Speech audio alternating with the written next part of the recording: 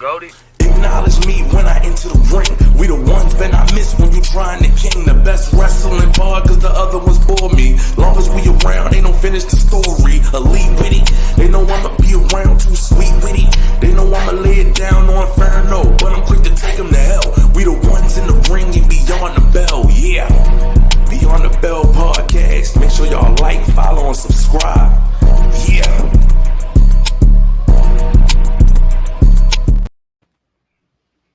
Yo, what it do, what's poppin'? It's the undeniable, reliable, the one and only Trigger Trey Knight, and I'm bringing that flavor to your ear. And this your boy Blackout Jones, the historian. You know what I like to do, keep it short and sweet. Let's go.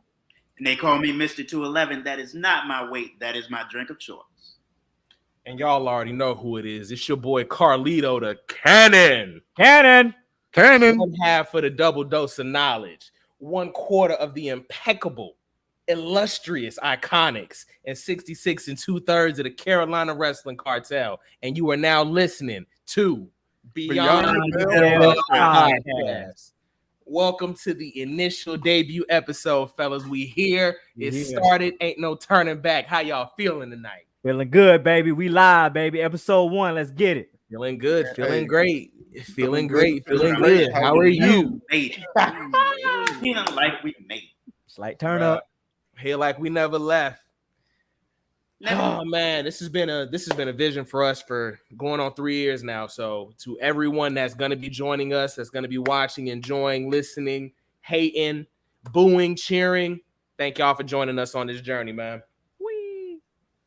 Really was the we, really the we, really. For those that already have liked, have subscribed, and have followed, we definitely thank you for your support. And give them a round of applause, support. man. Give them a round of applause, man. Clap it up for the real clap fans. it up for y'all that's been rocking with us from the beginning. Tonight's episode, we want to make sure that we give you guys an introduction to who we are, what we're going to be bringing y'all, what you can expect, what you cannot expect. There are known knowns, there's known unknowns, and there's unknown unknowns. Just know what we bringing to y'all, nobody else will. So, Trigger. That's my name. Short and sweet. If you can explain what starting this podcast means to you, and what does wrestling mean to you, bro? Well, I'm gonna start off with what the podcast means to me. Okay. Because it ain't just a pod; it's a brotherhood. We all brothers. We all came together even before wrestling, but wrestling keeps us connected and intertwined. Mm-hmm. So at the end of the day, even though this is a podcast, this is a brotherhood, and I love y'all boys, man. I appreciate y'all. Love y'all too, man. Love Love y'all you too, boys, brother. Right on. So wrestling, what does wrestling mean to me? Wrestling is an escape for me. It's something that I've watched since I was young, that I still watch to this day, even when I was told, hey man, you know that stuff is fake, right? Nah, but it's real to me because it tells a story, and it puts me in a perspective and a position to be like, dang, we got people out here that's really putting their lives on the line, their bodies on the line to entertain us. And that's something I aspire to be, even when people told me, man, that's a false dream, man. You'll never make it to WWE. You'll never do this. It stuck with me, and I'm like, even though I don't do that as a profession, I have respect for those that do. And like I said, for anybody that's on the indies of professionals, we respect you. I appreciate you. And you keep my love for wrestling at an all-time high. So I appreciate y'all. Big TJ, what does starting the podcast mean to you, and what does wrestling mean to you? Man, starting a podcast was something I never, ever thought I'd be a part of. I was just a dude who liked wrestling, you know what I'm saying, who stumbled upon a wrestling group, and here we are, you know what I'm saying, a couple years later. If, like I said, if you'd have told me, I'd have told you was crazy. Because me, nah, I'm not that cool. But it shows that I am. So thank y'all. And what does wrestling mean to me? Man, I do not know a life without it. For as far back as I can remember. Yeah, for as long as I can remember, wrestling has been on the TV. Now, you can thank my father for that, but, you know what I'm saying, as soon as I got to, make my own decisions and things like that, wrestling was still on the TV. So, you know what I'm saying, even now, try not to miss wrestling if I don't have to. You know what I'm saying? Yeah. Adulting takes over. Sometimes you can't watch every week, every night. Yeah, but I get off work at 5 o'clock. Wrestling start at 8. So I'm in the house. You got 3 hours to do whatever you need to do so you can get ready. Exactly. And that's what it means to me. For me being one of the initial minds behind where we are right now, starting this podcast, like Sharon said, I'm gonna piggyback off my brothers because I couldn't really put it no better. This is a brotherhood for us. We've traveled up and down the roads together. We have seen some wins and some losses and shared some tears, some anger. So starting this podcast and being able to expound upon our passions for this industry we all love and we all clearly couldn't live without. You know, I've taken breaks from wrestling but I always come back. So having this pod, it'll allow me to be able to function outside of my fandom.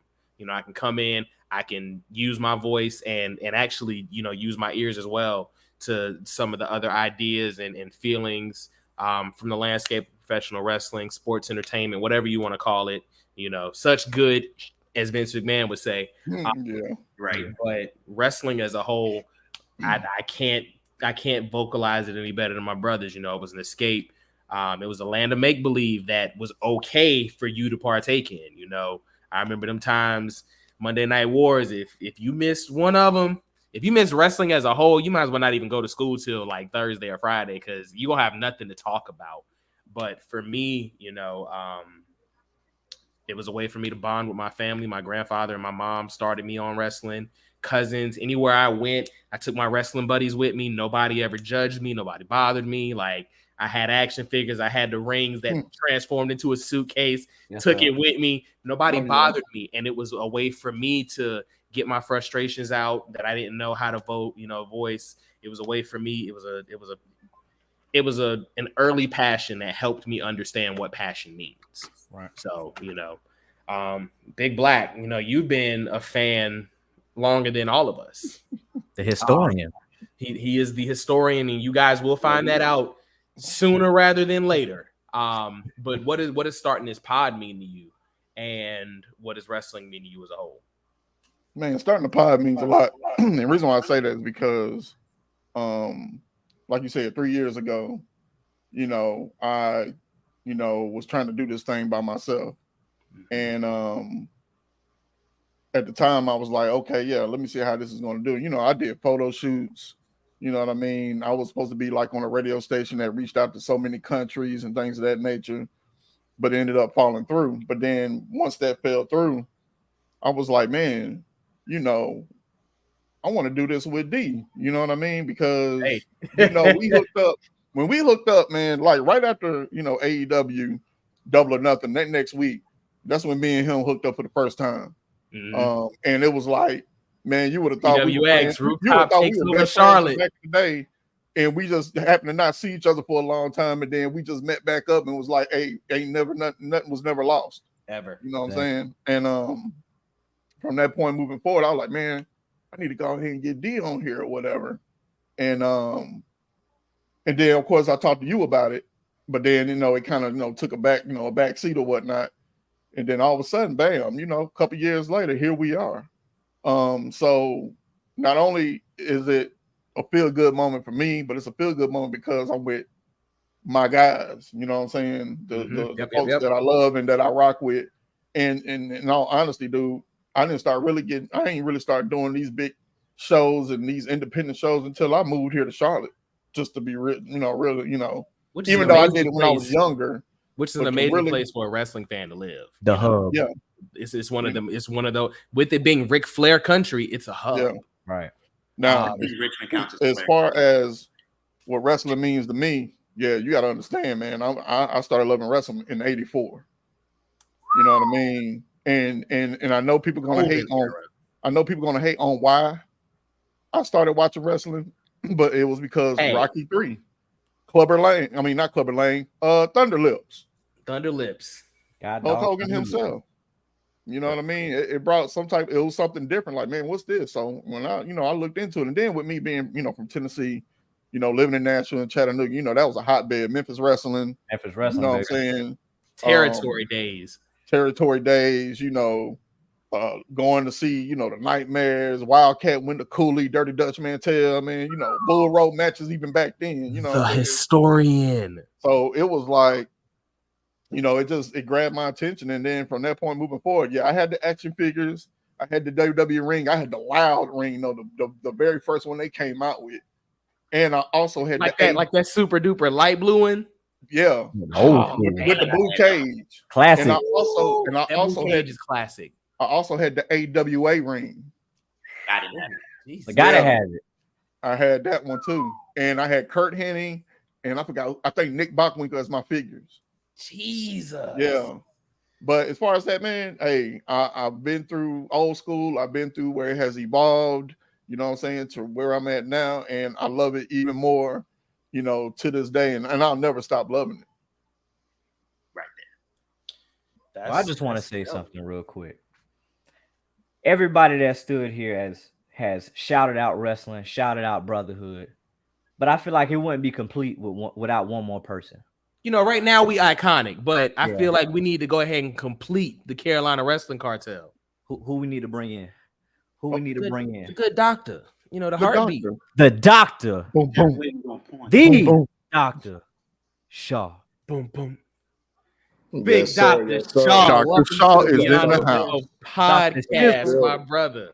In the building. They in the building. BTB. Understand something. Ladies and gentlemen, if we are the four horsemen of this podcast industry, this is the Vince McMahon, the Vern Gagne, we'll throw Ted Turner in there because he's a financier. Yeah. He is the backbone of how this got started. Dr. Shaw brought us together it started as the double dose of knowledge, me and Dr. Shaw. I'm gonna let him tell his story, but when it started here, we reached back out and I had to bring the Iconics in. Blackout, like he said, it started, it fell back, and there's no time like the present. Life is short. We've all been through so much over these years with COVID and accidents and new arrivals to the family and a lot. And this is our chance for us to get, a couple of hours of an escape. But with the good Dr. Shaw, man, he was so kind as to impart some wisdom on us and give us a different sense of business acumen and consistency. And, some weeks he's going to be front and center. Some weeks he's not going to be here. He's behind the scenes. He's in Gorilla. Understand something. The cartel is official. We here. We not going nowhere. But good Dr. Shaw, tell the people, what starting this cast means to you, because we've had wrestling conversations, but we've never been able to expound upon your love for the industry and what really got you started. So starting this podcast, and what does wrestling mean to you? Carlito, let me explain something to you. This is the greatest moment in my podcast career. Wow. You guys are the ones. Wow. You can't make the real ones. The real ones. You're the ones going to the shows. You're the ones that are talking to the wrestlers. You're the one that's studying and mastering the craft. What the people are about to get is going to be tremendous. It's going to be spectacular. It's another level.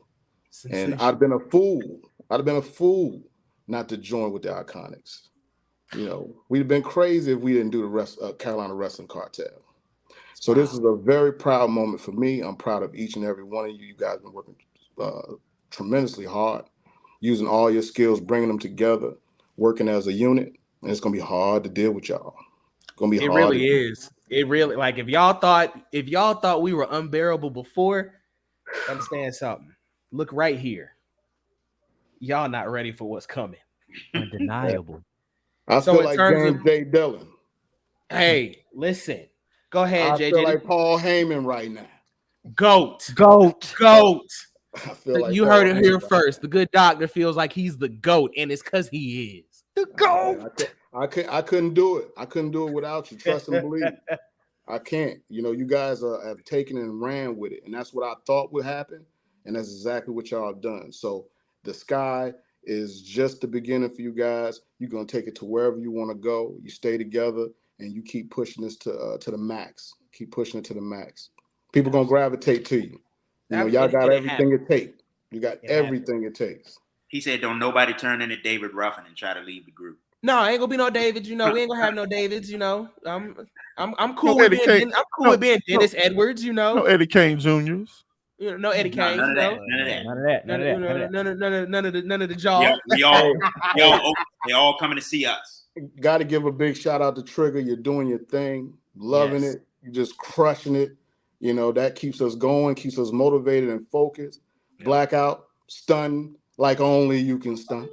You know, and I see that. 211, you're going to give us everything that we ain't got. You're going to give us that. We already seen that. People need to subscribe so y'all know exactly what I'm talking about. Listen, That behind the scenes footage, 211 going to give it to you. might get us Once canceled. we get the Patreon up Man. and running, the It's subscribers understand something. The behind the scenes, the blooper reels, the cuts, Must see. y'all gonna be. Gotta be there. It's gonna be Must see. wild. And you know, can't forget about you, man. You definitely brought it all together. Loving what you're doing as far as putting the shows together, producing the shows, making sure that you're keeping us focused on everything, and just really outlining what we need to be doing, man. So shout out to you. And like I said, I'm excited. The people need to be excited. Absolutely. It's just about to go down. How much longer they got? When is it? 2 days. Summer 2 slam. days. Summer Slam. slam. The slam of the summer, the biggest party ever. Look, You guys got know, a little the about 48 tagline. hours. You got the 48 tagline is hours to get always- your stuff together. The tagline is always the biggest party of the summer. This is about to be the biggest podcast of the year, of the decade, of the millennium. All of it. That's right. So we need So, everybody Doc- to make sure that they follow, make sure that they subscribe, you know, make sure you follow the squad, you know, and make sure you comment on what you see, you know, whether you like it or not, give us the feedback, because we all about getting better and making sure we make value for the people that rock with us. Amen. Everybody's not gonna like what we got to say. Everybody's not gonna like our opinions, and that's the thing. We're not gonna attempt to cater to anyone. You know, we're gonna bring what we bring as authentically and as genuinely as we possibly can to y'all. And just like, you know, the PG era Cena, it's gonna be some boos. Sometimes the boos gonna be louder than the cheers. But you know, as long as you reacting and making noise, that's all we care about. That's you the know? beautiful thing about wrestling. That's the It don't matter if beautiful- you're booing or you cheering. We want that interaction. we want we it. want the smoke. Just don't be quiet on us. That's gotta all. have it. And remember, we are fans just like y'all. Understand. And never and I say that to say this. We are the fans for the what? Hashtag real fans. Real fans. Real. And understand something, y'all. Y'all are gonna hear hashtag real fans a lot over these episodes, a lot over the years.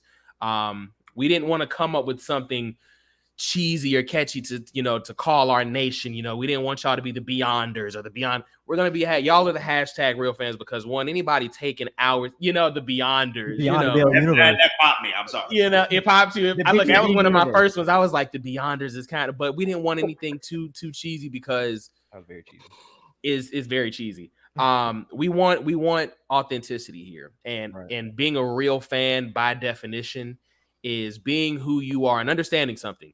We are all IWC. We are all wrestling fans. If you're on Facebook, TikTok, Instagram, and you're talking about wrestling in a group, you are a part of the internet wrestling community. There's nothing wrong with being a part of an IWC. We all mark for stuff. We all pop for stuff. It's time for us to start taking some of these negative connotations for some of the sayings and the names and the verbiage that we have amongst ourselves, because we are all a part of something scripted, something that we enjoy. It's a soap opera. The Right. Bloodline story is arguably, that 1982 Bold and the Beautiful, Young and the Restless story where your grandmama was like, "Don't touch my VCR, baby." That's what we're watching right now. Cinema. What I'm on now. Cinema. Cinema. Fine arts. And understand something. So when we say hashtag real fans, we talking about fans who you may not go to a show. I know a lot of people who've never been to a show. I know a lot of people who've never been to a live Raw, SmackDown, WrestleMania, Big Four, a B-level pay-per-view like what was it? Battlegrounds. Yeah. I know people Capital who've Punishment. never, what'd you say, T? Capital Punishment. I think Capital that was- Punishment. That was it. I know people who've never been to an independent show. I know people who've never been to Wrestle Kingdom. I know anyone who loves the industry the way that we all do, who Right. want to go to shows, who want to talk, who want to have a conversation and it not be one-sided. You guys are hashtag real fans. So when we talk about that, it'll never be negative. It's not anything snarky, no tongue-in-cheekness. It's who we are, and it's who we hope y'all are as far as tuning in. So with this being our debut episode, whether you've been rocking with us for years from the beginning, or if you're joining us for the first time tonight, we recognize the beautiful thing about this business and this industry we love is how unique every person's journey is from start to finish. We didn't all pick up wrestling on the same event. We didn't all pick it up on the same year. We don't all love the same characters. Everyone's journey is unique. So Trigger, give me your wrestling journey beginnings and your background in terms of, you know, who do you love? What made you love this industry outside of, you know, you being a kid and just wanting to gravitate towards something? Well, for me, it started as a young buck. My dad, you know, really is the one that got me into wrestling. He was more of the going to the live shows, you know, more of the territorial shows, and things of that nature. But once it got onto TV, yes, I was at a younger age when the Monday Night Wars were on and stuff like that. But to me, I had to go backtrack and study a little bit more of the wrestling, because at the end of the day, it's a whole understanding and it's a lot of knowledge to put into you, because you have to make yourself aware of all the information that's coming out. You got to know who came before the guys that you're looking up to now, who solidified themselves in the business and gave those guys the opportunity to create something even bigger and better. So for me, it started probably around maybe like 04, 05, like really getting into it. I saw it from here to there, but truly tuning in and watching it, and taking it for a understanding that everything that was in the past, I can go back and watch it. I can get an understanding of that information, and present it to all my fellow brothers like y'all. So to me, that made me gravitate towards the Attitude Era and Ruthless Aggression and things of that nature. Obviously, I came up on early Cena, you know, early, you know, Undertaker more in his prime a little bit, you know, American Badass, things of that nature. But I really gravitated towards The Rock, Stone Cold. The Rock really, I mean, if you don't see it on right now, oh Lord, Iron Paradise, if you don't see it right now, he really had an influence in me due to the fact of confidence. Just him being confident in what he did, even though he started off kind of slow, he just kind of see how the fans turn on him. He really gravitated me towards wrestling and really wanting me to understand my history, understand the lineage of wrestling, and then taking it forward and being confident that, hey, even though I am a younger cat, I know my stuff, I know my knowledge. I can go back, I can be in there with the best of. I could take the punches, like, you know what, I didn't know that, but I appreciate you for teaching me. So that's what kind of gravitated me towards the love of wrestling and becoming a wrestling real fan at that. So that's my take on it. That's how I feel towards the industry and the industry that I love, because I'm gonna forever love this industry. I love that, man. I can definitely, I feel where you're coming from with the familial ties, and especially having an older male figure use that time to bond with you. I definitely love that. If you had to pick, and I know this is gonna be hard, gentlemen, but we got to be clear, concise, and concrete with it. Yeah, I need 3 defining moments from your wrestling history. 3 moments that if tomorrow was the last day here and people asked you what you loved about wrestling, what are your 3 biggest moments of your life that you've been a part of, that you've seen, that you've, you know, been live for or watched on television? Number 3. For me, initially I said it was gonna be Kurt Angle and Shawn Michaels, WrestleMania 21. That was definitely gonna be my number 3. We got to switch. Look, yeah, we got to switch now. So when I said The Rock, it really just captivated me to go back to what I really love. Like The Rock's lineage and time in WWE, it was not long. For people that don't understand, it was not that long.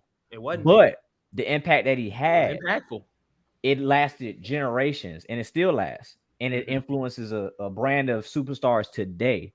So I would have to say The Rock's lineage in WWE, but also his matches with Stone Cold. Those two turned the industry around and in a sense flipped it upside down when they left.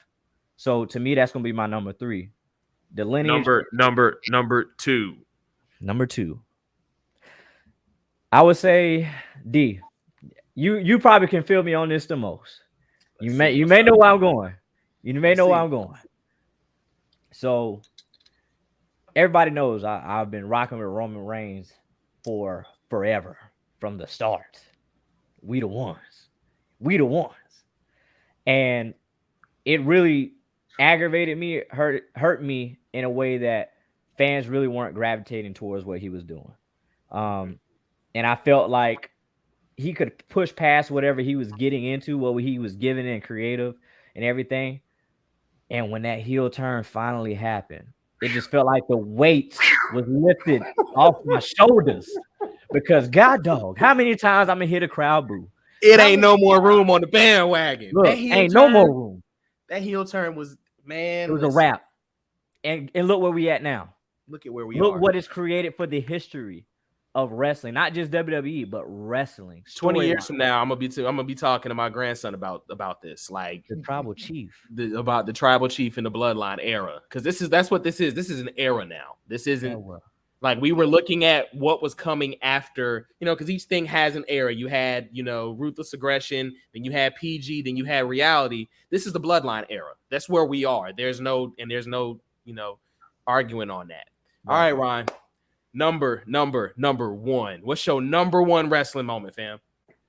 The one and only. Man, I gotta take it back, man, because this really means a lot to me. The formation of Iconic SummerSlam weekend 2022. It was my first major Big Four event. Yes, look, we about to make another major event coming next year, but 2022 SummerSlam. Being able to experience that with my brothers, going to these indie shows like GCW, meeting Bianca Belair, the Street Profits, Bret Hart, the Four Horsemen. Look, that was a legendary picture. Many more. It's a lot more. That was a legendary picture. Legendary. That was a legendary weekend. It was so legendary that they asked us to take a second picture with them, and we got that. Nobody else got that. Like, come on. We was like that, and we had all the chips, literally. Look, I would say we even got a sponsorship while we were there. We were networking like no, we did. I actually met with a financial planner who was, a wrestling fan. How that happened, I have no idea. Monte Cristo cigars, Earl Skakel from what's the cartoon? Not Squidbillies, but Darkwing Duck. You know what? Darkwing Duck is hard, so I'm gonna let you have that. But no, it's not a Disney cartoon because he is not the guy to have on Disney Channel. He's actually a part of the what's my man cartoon name? I can just start naming every cartoon I know. The Jellies. That's the name of the cartoon. Oh yeah, nah, y'all gotta watch. It's wild. I ain't gonna lie, it's wild. It's. We'll talk about that off camera. That'll be behind the scenes stuff because it's one of those. All right, Ron. So you said GCW meeting Bianca Belair. I'm gonna ask you a question about your number one moment. What was your favorite match from that whole weekend? Because we went to a lot. We did a lot. We hit Ric Flair's last match. There's only one right answer. There's only one right answer. That phenomenal matchup between Roman Reigns and Brock Lesnar. Y'all just don't understand the legendary of greatness that came towards us. We had not only a champion from the WWE, but also the UFC in our presence, like literally arm's distance from us, getting slammed. That is true. Very close. Like arm's distance, fifth row, because it was iconic, hard camera side. Not to brag. We was on TV all night. The whole show. Not to brag or anything. One of the most legendary matches I have witnessed in history between two top stars. When you got a ring flipped or close to flipping on live TV, and then you can't see the rest of the match, but on the side. But that's near here or there. But that was definitely the highlight of the weekend. Seeing the tribal. But we have footage. Look, we got Some good footage. We have way too much footage. My camera roll and everything is just from that weekend itself. Over 1,000 photos and videos. Easily. T, you got a question for Ron about that number one moment? Yes. How'd you feel inside? Like, was your inner child just behind us, doing all it could? You know what I'm saying? Like, how did it feel to do every event? Well, you don't got to explain every event, but like, how was you feeling on the inside, your emotions? Well, for one, I'm gonna say this, and I mean, it's just funny to me. GCW just was like that kid. Like, I was hyped, but you really like, you know what GCW about, but when you get there in person, you just like, hold up, wait a minute. Like when you got Blackout and D over here, like, yo, what's up? You know, you got people that's out here jumping and breaking glass across people, and it's hitting people in the crowd, and people bleeding out almost. Bleeding on you. Yeah. Bleeding on you. You got light tubes, ended up in your mouth. And then you got a light tube in your skin. Yeah, and you got to get escorted out the building because you're bleeding everywhere. As the fan that's three rows down from us. And it's crazy because the inner child never attend another wrestling show ever again. And that was his first one. That was his first ever wrestling show ever. But that's what makes it great, because even though it was his first, he got it in a sense. It may not have been the best experience, but it was an experience, and that's it's an experience. He's going to get to talk about that forever. Right. Yeah. That's what my inner child for me was screaming out, like, dang, not only am I here experiencing with people I don't even know. I was in a whole section away from Black and D in a whole different crowd. We was over there getting lit. Shoot, SummerSlam, these meetups. We saw people all weekend like, yo, what's up, y'all? We just saw y'all at the show the other day. Yeah, they love that. That's what fills me up. And even with SummerSlam, I mean, like around a whole bunch of fans. Everybody. Like right next to you. Like, it's crazy. Cats bleeding on you right here. Like, yeah. You got Roman this close from you. Yeah, that was wild. That was wild. That was you wild. Like this. Oh my God. If he get thrown on me, I don't know. I don't know what I'm gonna do. I don't know what I'm gonna do, I don't know what I'm gonna do. But that's for me. That's what it felt like for me that weekend. I feel you. Black, you got a question for him, bro? The question I feel like he answered everything. That's what I'm saying. But I have a question for him. What were your emotions like at Ric Flair's last match? I ain't gonna lie. I teared up a little bit. He tossed the lob up there, man. Hey, I teared up a little bit. I ain't gonna lie. Because I really thought that was going to be his last match, but I might be fooled. He better not get his rump back in that ring. I know Ric Flair better not. Ric Flair better not put on no boots. He bet not. Or I'm a body slam him. Because at the end of the day, that it was a very emotional time. It was a great card. Don't get me wrong. It was a great card. I had a great time. We got better seats anyway. Yeah. But to me, that was emotional because, even though Ric Flair has been controversial in his career, it's like the chapter closing for a legend that we'll never see again. Even when he dies, everybody's gonna have a Ric Flair story. Everybody's gonna have that. Woo. Everybody's gonna have one. Absolutely. Everybody's gonna have one. That was mine. Like, not only getting to meet Ric Flair, taking 2 pictures with him, and not only the 4 Horsemen, but going to his last match, which was But that's exactly why it should be his last match. Okay, he brought everything together. Yeah. Salute to Rick. All right, Mr. 211. Mr. 211. Give me your background, family. And what made you fall in love with wrestling, bro? Then my story is oddly specific. It starts November of 1987, 2 months after I was born. You let my father tell the story. I was a fussy baby. My mom gave me to him, and he was like, "My God, wrestling about to come on. Like, I can't deal with this fussy baby." Put me in the chair. Apparently, I hear the ding ding. It's a wrap. And it was a wrap. Wow. And I've told y'all stories about my father. That is the only story he tells consistently, the same every time. Wow. Unbelievable. And I don't know nothing else. Like I say, it's in my blood. I've watched wrestling ever since. You know what I'm saying? My mom used to ground me off of wrestling. That's the one thing she could take from me that would kill my entire soul. Wow. You know That's incredible. Wow. Okay. Exactly. And I still hang with him. I'm probably gonna go over there tomorrow night and look at wrestling with him. You know, that's dope. That's dope. Saying? Him, my grandfather, my uncle, Uncle Tony, Uncle Rob, they're all of them. You know what I'm saying? That was the Ellis men thing. That's what I'm talking about. You know what I'm saying? And so, like I was saying before, I do not know a world without it.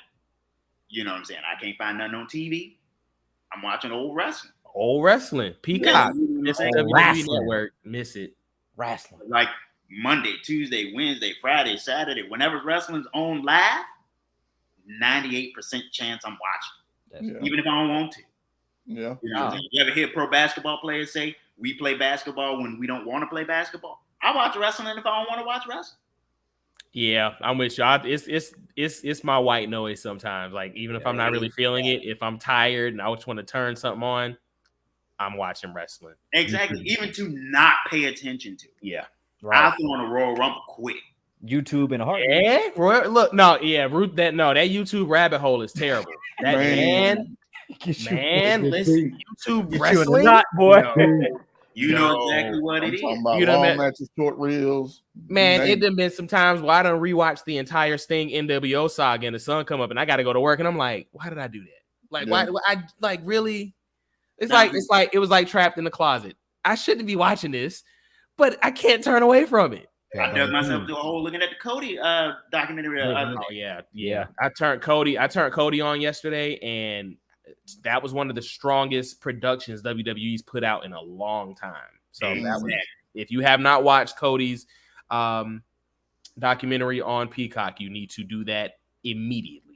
You know what I'm saying? So all that when I was a young man, Expeditiously. buying up the DVDs, talking my friends' ears off about it.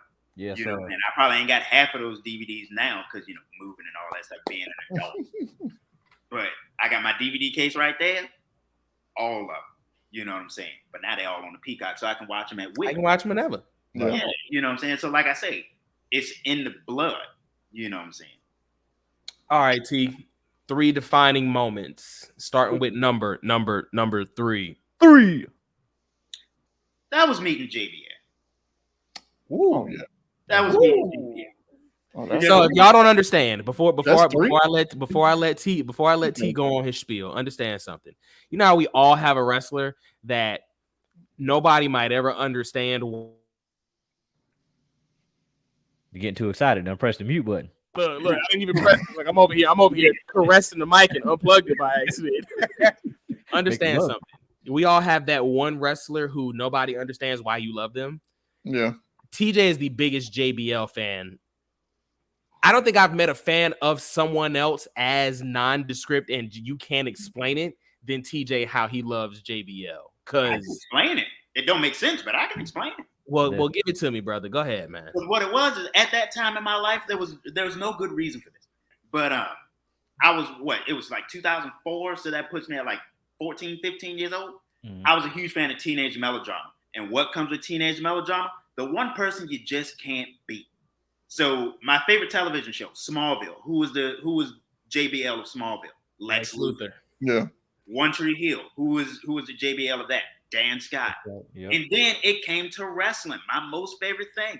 JBL was the Lex Luthor of professional wrestling. Yeah. I got money. I got plans. I got people. You can't beat me.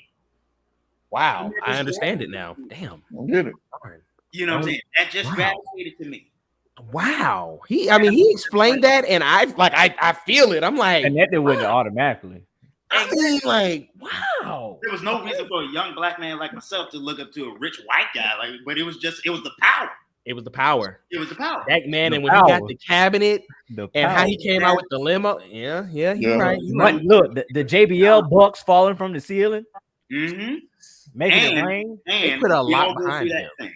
We all go through that thing where, you know what I'm saying, like growing up, my dad's favorite player was Michael Jordan. So obviously I like Michael Jordan. Mhm. JBL was the first one I picked on my own. On your own. Okay. Yeah. Okay. You know what I'm saying? And so you put all that together, yeah, I'm the biggest JBL fan anybody knows. So when I Okay. met him, I was just like I asked Sharon, that was the inner child having his moment. Because you was happy, boy. That's You why I was got the excited. belt. Wait, I don't know how to point on this thing. You see Point over your right shoulder. Your right shoulder. Yes. So, No, that's your left. That's your over there. We're gonna give it to you. whatever. To Aladdin. Mr. 211 is gonna Yeah, give the way Dr. Shaw said. Mr. 211 is gonna give us the stuff that he gonna give us. Exactly. That was one of them moments. Jesus. You're welcome. Yeah, that was it. You know, what I'm Over saying? your right He shoulder. wore the hat. He wore my belt. I was a happy. And man. understand something. This guy is such a fan that he drove 5 hours to come meet JBL. Bro, Yeah. for real. And spent the weekend, and we went to WrestleCade. Shout out to WrestleCade. That is a major wrestling convention here in Winston-Salem, North Carolina, Thanksgiving weekend. If you want old school wrestling, if you want that mix of new and old, if you want shows, if you want indie promotions, if you want just overall talent and a time that you can't explain, WrestleCade is for you. TJ, number two. Dos. Number 2, Kofi Mania. Woo! Legendary. Yeah. Number 2 is Kofi Mania. Like, Hey, gotta throw that up. Gotta throw that I'm up. saying, 100%. For That was some a reason, moment I in just time. dug Kofi the whole time. He could do no wrong in my eye. Like, I seen that first vignette. It's like, looks like it's trouble in paradise. I was just like, this is fun as all hell. You know, I'm a rock with it. Oh my god, I'm crying. They did that every week. They did it every week. I do love when you hitch your horse to a cart early on and you Yeah. you that whole journey with them. I love that. That's one of my favorite things about Exactly. wrestling. He went through it all. The WWECW, I call it. All the way up, won the mid-card titles a bunch of times. But when Kofi Mania started, Man. from the beginning of the Kofi Mania to when the referee hit 3 at WrestleMania 35, Look. He Byron brought us Saxton. home. Hey, He look, brought us Byron home. Saxton brought it home though. oh yes, he did. Look, he He brought that it thing with home. the tag team turmoil. Was that him? When they won the joint to get him to WrestleMania in the first Yeah, one? Biggie and Xavier when they Yeah. when the Usos forfeited. Yeah. Oh, that was a moment. So honorable mention to Byron Saxton, Yeah. fellow Virginia boy. Byron doesn't get enough love. He No. he one of the cleanest brothers on the entire show weekly. And I'm gonna say it on the debut episode. He need to slap fire from Corey Graves at least one time. One time, Got because to. Corey be It's talking disrespect. reckless. It's You know. disrespectful stuff. All right, see number one. Uno. This the one I'm gonna catch flack for. Uh-oh. But my number one moment in my wrestling fandom is WrestleMania 9 as a whole. What? Sir. 211. That 211 ain't got nothing to do with it. No, yeah, No, dude. 211 is I'm gone. 9. WrestleMania 9. Okay, TJ, give it to me, brother. And this is why we ask questions about everybody's number one moment, because I need for you to explain WrestleMania 9 the way you explained your JBL fandom, because I'm not seeing it. I don't know if it's gonna hit the same way, but I'm explaining. Caesar's Palace. Huh? Caesar's Palace. The toga party. The visuals? Yes. Because I'm gonna tell you, WrestleMania like 9 local. happened in 1993. I was 6 years old. It's the first wrestling memory that I have. I remember watching it with my dad. Okay. You know what I'm saying? All I right. didn't want to like his reason. I didn't want to like his reason. Nah. But you Like, like just it. get rid of that memory. It's, You liking it's it. cinema. It is the very first one I remember. And plus, you know what I'm saying? Again, I was 6 years old. So they had Caesar's Palace. They had the Bobby Heenan and them coming out on the camels and the horses and the parade and everything. It's terrible now, yes. But when you 6 years old and I like the Power Rangers and all that old mess, a theme was all I needed to be hooked. It was a Okay. theme. All That's right. what I'm saying. And I bought WrestleMania 9 on DVD separately from everything else, like at least 3 times in my life. Did you keep That's how much- the receipt? What? Did you keep the receipt to return it back? No, don't think I you threw it out can. immediately. I don't think you can return it back. So you know what? I don't even have a question. I don't even have a question for you because you explained it. I Yeah. didn't want to like your reason. I respect it. Yeah. So I don't Well, even. Does anybody have a question? I got a question. Go ahead. So, out of that moment, what did you feel in that moment with your dad? Like that connection with him? Like, was it like, oh my gosh, like I feel like we've gotten to that pinnacle. Like we're here. Like, even though this WrestleMania ain't worth nothing, it's me and my dad. Nobody knew that at the time. Okay? Nobody knew that at the time. But no, yes, because like I said, it's my first wrestling memory, and obviously my father's connected to it, and we still watch wrestling to this day. Yeah, You know okay. what I'm saying? Whenever we get together. Now Okay. he don't remember WrestleMania 9, and there's a bunch of 211 behind that. See, But, you know, backstory. I remember.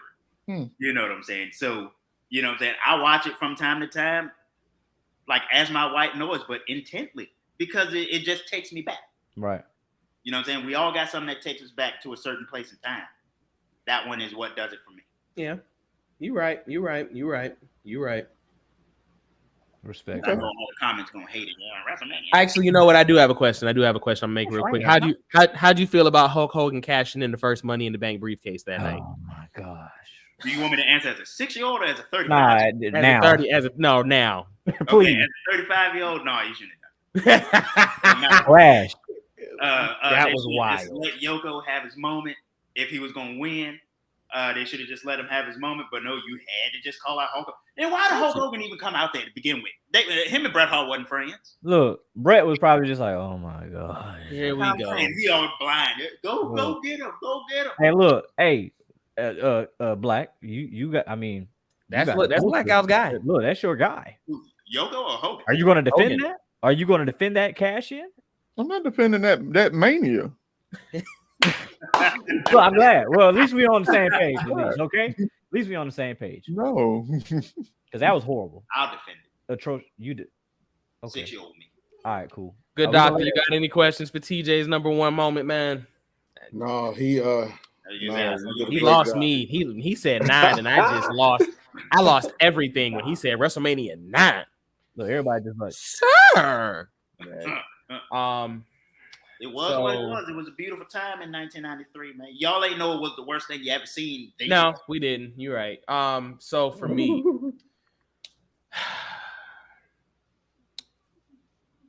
what got you started in wrestling, Mr. Carlito Cannon? Like, what was your defining moment? Like, tell us a little bit about your my journey. granddad got me started in wrestling, and for anybody who knows me personally knows that that's one of my heroes in life. So him getting me started in wrestling, period, I was gonna jump headfirst into it regardless whether I loved it or not, because he loved it. Right. You know, granddad grew up with Wahoo McDaniel, Junkyard Dog, and I mean, I grew up, but by the time I came along, that was where we were. We were still in the golden era. Wildfire, Tommy Rich, AWA, Nick Bockwinkel, Vern Gagne, Greg Gagne coming in, Kurt Hennig being a young talent, Scott Hall, aka, Porn Stash. That was ridiculous. Yeah. That was ridiculous. But when he still had the taco meat, that was what my granddad grew up with. So my earliest memory in wrestling that I can pinpoint is WrestleMania 6, Hogan and Warrior. I still have that VHS tape to this day. Not the one that you bought, but the one that we bought. The granddad bought the pay-per-view and we recorded it. I still own that VHS. That's one of my most treasured possessions. I don't care for either of those talents, but that's one of my most treasured possessions because that was, like TJ, that's the first thing I can remember. I'm sure, I probably was sitting up in the hot chair watching wrestling well before that, but I remember that moment. So that's what made me fall in love with wrestling was Dusty and the Polka Dots. And that's what did it for me. Sting is the end all be all in wrestling for me, though. That is where I planted my flag. I solidified my fandom when Sting and Ric Flair went to a time limit draw and the judges had to come out with it. And then they went to another, 30-minute time limit draw on WCW Saturday night. Ric Flair had Sting in the figure four for about 12 minutes. Like, I can remember so much during young Sting, Black Scorpion at Starrcade 90, the Jim Crockett, promotions tournament that night, the tag team, the Davy Crockett Memorial Cup. Like, there's so much I remember, but everything that I can pinpoint my young fandom on, I can relate to a Sting memory. Nitro beginning, his first match, the NWO storyline, being at Starrcade 97 live. You know, I was actually at Starrcade 97 and the Monday Night Raw. The Monday Night Nitro the night following because it fell on my birthday. I knew you So like I got Raw to more. see, So I got to see, you know, our birthday. You know, I got to see the whole story play out and then be there for the pinnacle. Right. So, you know, me falling in love with wrestling was almost like when you find your wife. You fall in love with it every day, repeatedly. It came from Sting. That is where, you know, my fandom came in. Okay. So as far as the wrestling industry and the business, what would you say would be your top 3 moments? And we're gonna start off with the number 3. Number three moment for me, Shawn Michaels Undertaker WrestleMania 25. Nice. Classic. The greatest match I've ever witnessed with my eyes. Yep. You know, I know we've seen and what you consider to be a great match changes over the course of everything. But if I had to pick a match to show a wrestling fan to to someone who's never seen wrestling, that's the match I'm choosing. You got drama, storytelling, selling, presence, timing. It was a masterclass. It was Ricky the Dragon Steamboat and Macho Man on a grander scale. Right. Because the false finishes were so false. You truly believed that Mr. WrestleMania, Shawn Michaels is not losing to The Undertaker because Shawn Michaels is the guy who can beat the streak. He's Mr. WrestleMania. Nobody outperforms Shawn Michaels. Shawn Michaels is Game 6 Michael Jordan in the finals. Ain't gonna be no Game 7. We gonna take it home, but Taker is undefeated. And it was just like, wow, you know, but that's my number 3 moment of all time for me. Now we move into number 2. Dos. Number 2, WrestleCade. I'm sorry, Wrestle Kingdom. I had the pleasure of being in Japan for Wrestle Kingdom in 2011, the mashup with New Japan and TNA. Terrible card. Terrible card. The card just wasn't doing it. I got to see some of my favorites. I got to see heel Jeff Hardy. I got to see Beer Money in action. I got to see Tanahashi in action. But as far as the experience of it, the pageantry and the grandeur, because this was during the time when New Japan was struggling financially. So you weren't even really sure that it was going to be a thing. But when the card got announced and that they were partnering with TNA, I was like, I'll get a mesh of styles. So as a fan, when you're in that Japanese presence, you learn, hey, you don't, and then all that. You appreciate the art that's happening before you. Right. So that is my number 2 wrestling moment because it gave me a different perspective on what wrestling is, what it should be, and how to enjoy it. Right. Okay. I respect that. So now we down to the number 1 spot. Uno. Number 1. My number 1, and I'm gonna catch flack for it because it was a terrible main event. Then I picked WrestleMania 9. No, of course, no. I'm gonna pick a WrestleMania that was because I've been to 7. I'm this year hopefully will be number 8 for me, so it's hard for me. I was at WrestleMania 17, the greatest WrestleMania of all time. WrestleMania in Atlanta. I was at WrestleMania 20 in Madison Square Garden. I got to see Shawn Michaels, Triple H, Chris Benoit live. Hell of a match. My all-time favorite you stupid. Stupid. My all-time number 1 moment would be WrestleMania 32, and that would be Roman Reigns, Triple H, and Roman finally winning the big one at WrestleMania, because we know that WrestleMania is our Super Bowl. That is our moment. That is where, you know, where the showcase of immortals, where it all begins again, where legends are made. And for him to finally, even though at the time he was still very much a polarizing figure, right? At that point, I was concerned on whether or not if they were ever gonna pull the trigger because of the responses he was getting. So being live in the building for that, phenomenal. Seeing Undertaker, Shane McMahon, Hell in a Cell was great. You know, seeing Stone Cold come out with Shawn Michaels and Mick Foley against the League of Nations and New Day. Like, there was a lot of moments that happened that night, but seeing Roman Reigns and being a fan of Leaki from the very beginning, gold trunks, black boots, you know, and then the transitioning into Roman Reigns on NXT, who got the big watch, this is my time, going into the Shield, going into the guy, going into the big dog.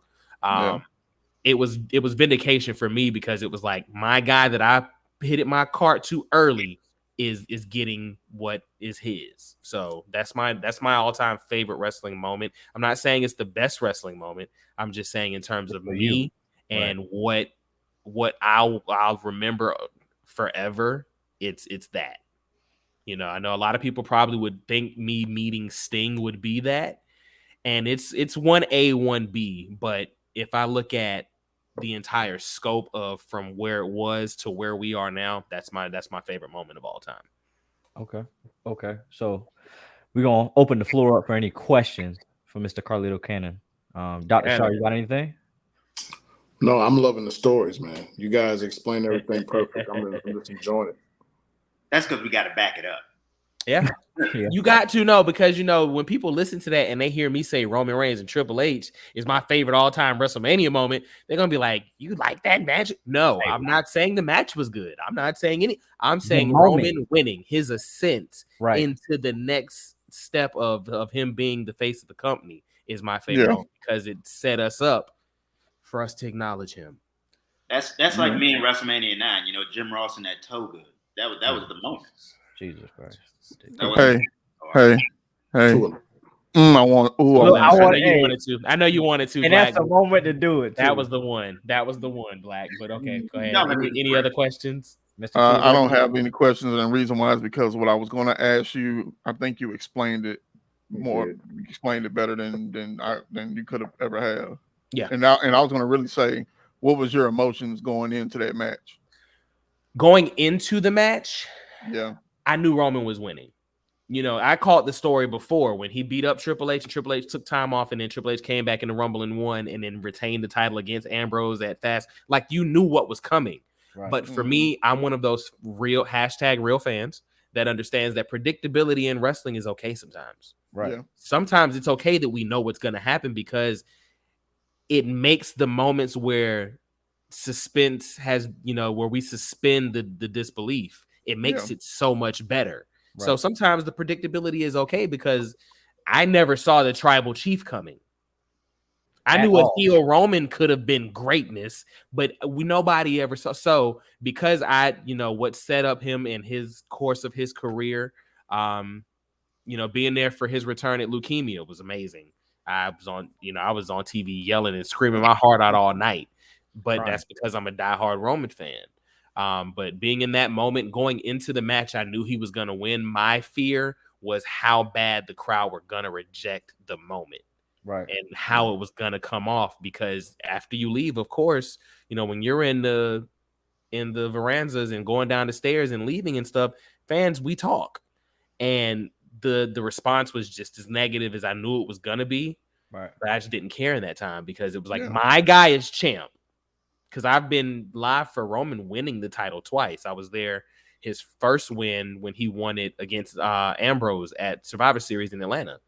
So, I've seen it happen, but for him to do it at Mania, where Hogan did it, where Austin did it, where, it mattered, where Cena's done it, Triple H, Randy Orton, guys that everyone feels, where Warrior beat Hogan clean, stuff like that, where it happens is like, Shawn Michaels, the Iron Man match, which, Roman's win does that for him. So that's how I felt going into it.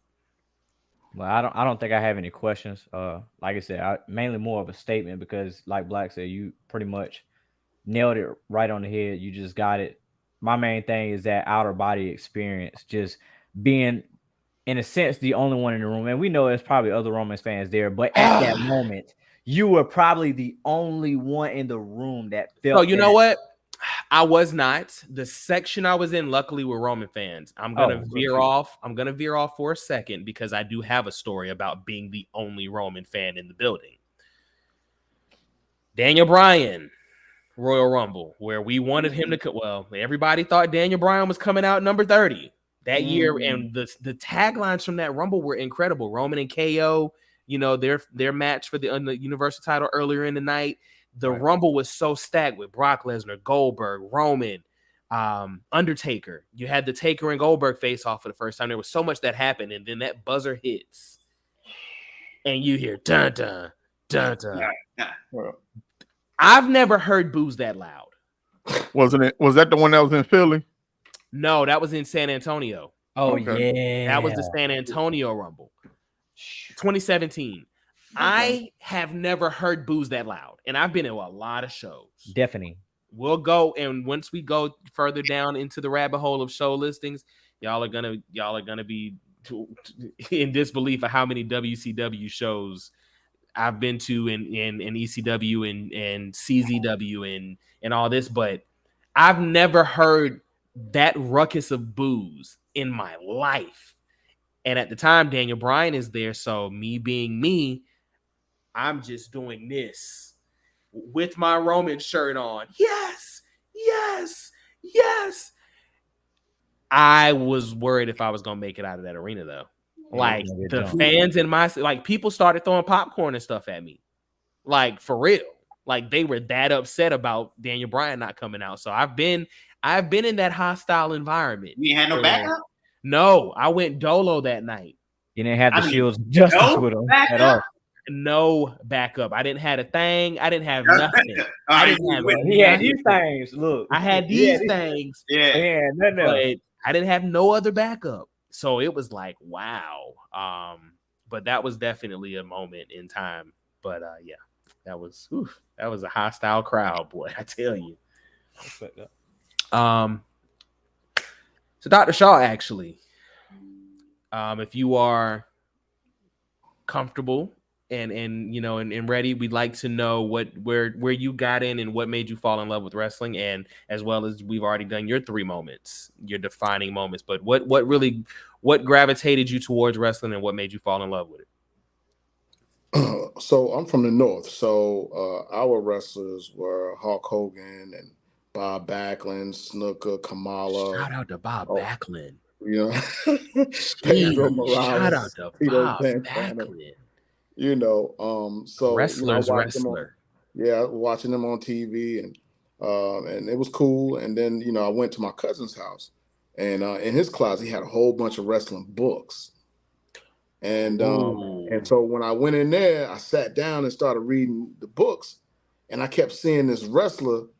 In WWE was more cartoonish, right? Character. Mm-hmm. But when I went in that book, I saw this dude. He was bleeding. You know what I mean? And that's when I read about Ric Flair. And all I could say is that a picture is worth 1,000 leg drops. I said, yo, this dude is real. Yeah. I said, so now I felt proud about it. At first, you watch wrestling, everybody determine whether or not what's what, if it's this or that. And I'm like, that looked pretty tough, But then when I saw him, I didn't even know what he did. I just know he was bleeding, So it was real. So I ended up falling in love with it. Came down to the South for the summers, and my grandfather used to give us like $5 to go to the store. So I would get me something to drink. I would get me a bag of chips, and I'd get me a magazine. You know what I mean? Yes.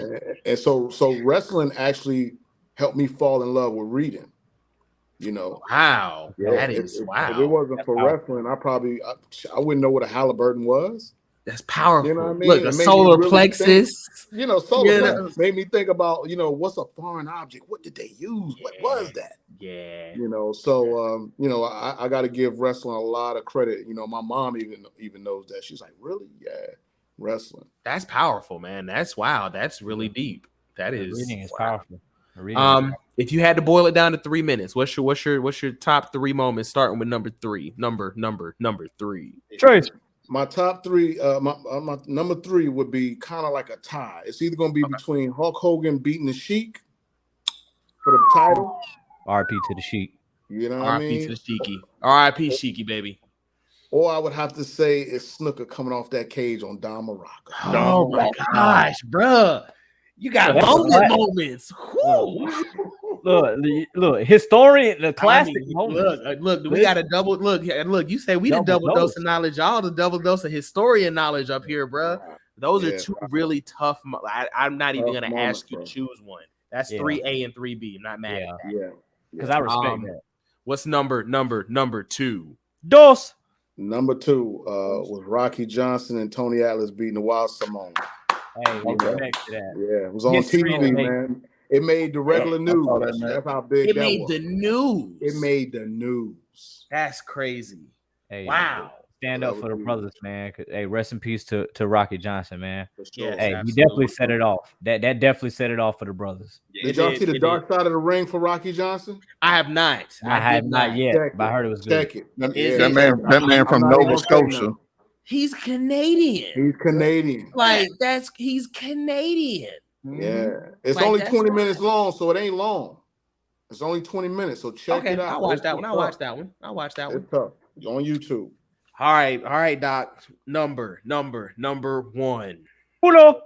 What we My got? number 1 moment, and it was like one of the moments where I could kind of like, I'm done. You know, when it ended, I was done. You know, I said, this is it. And that was when Scott Hall invaded the WCW. Woo!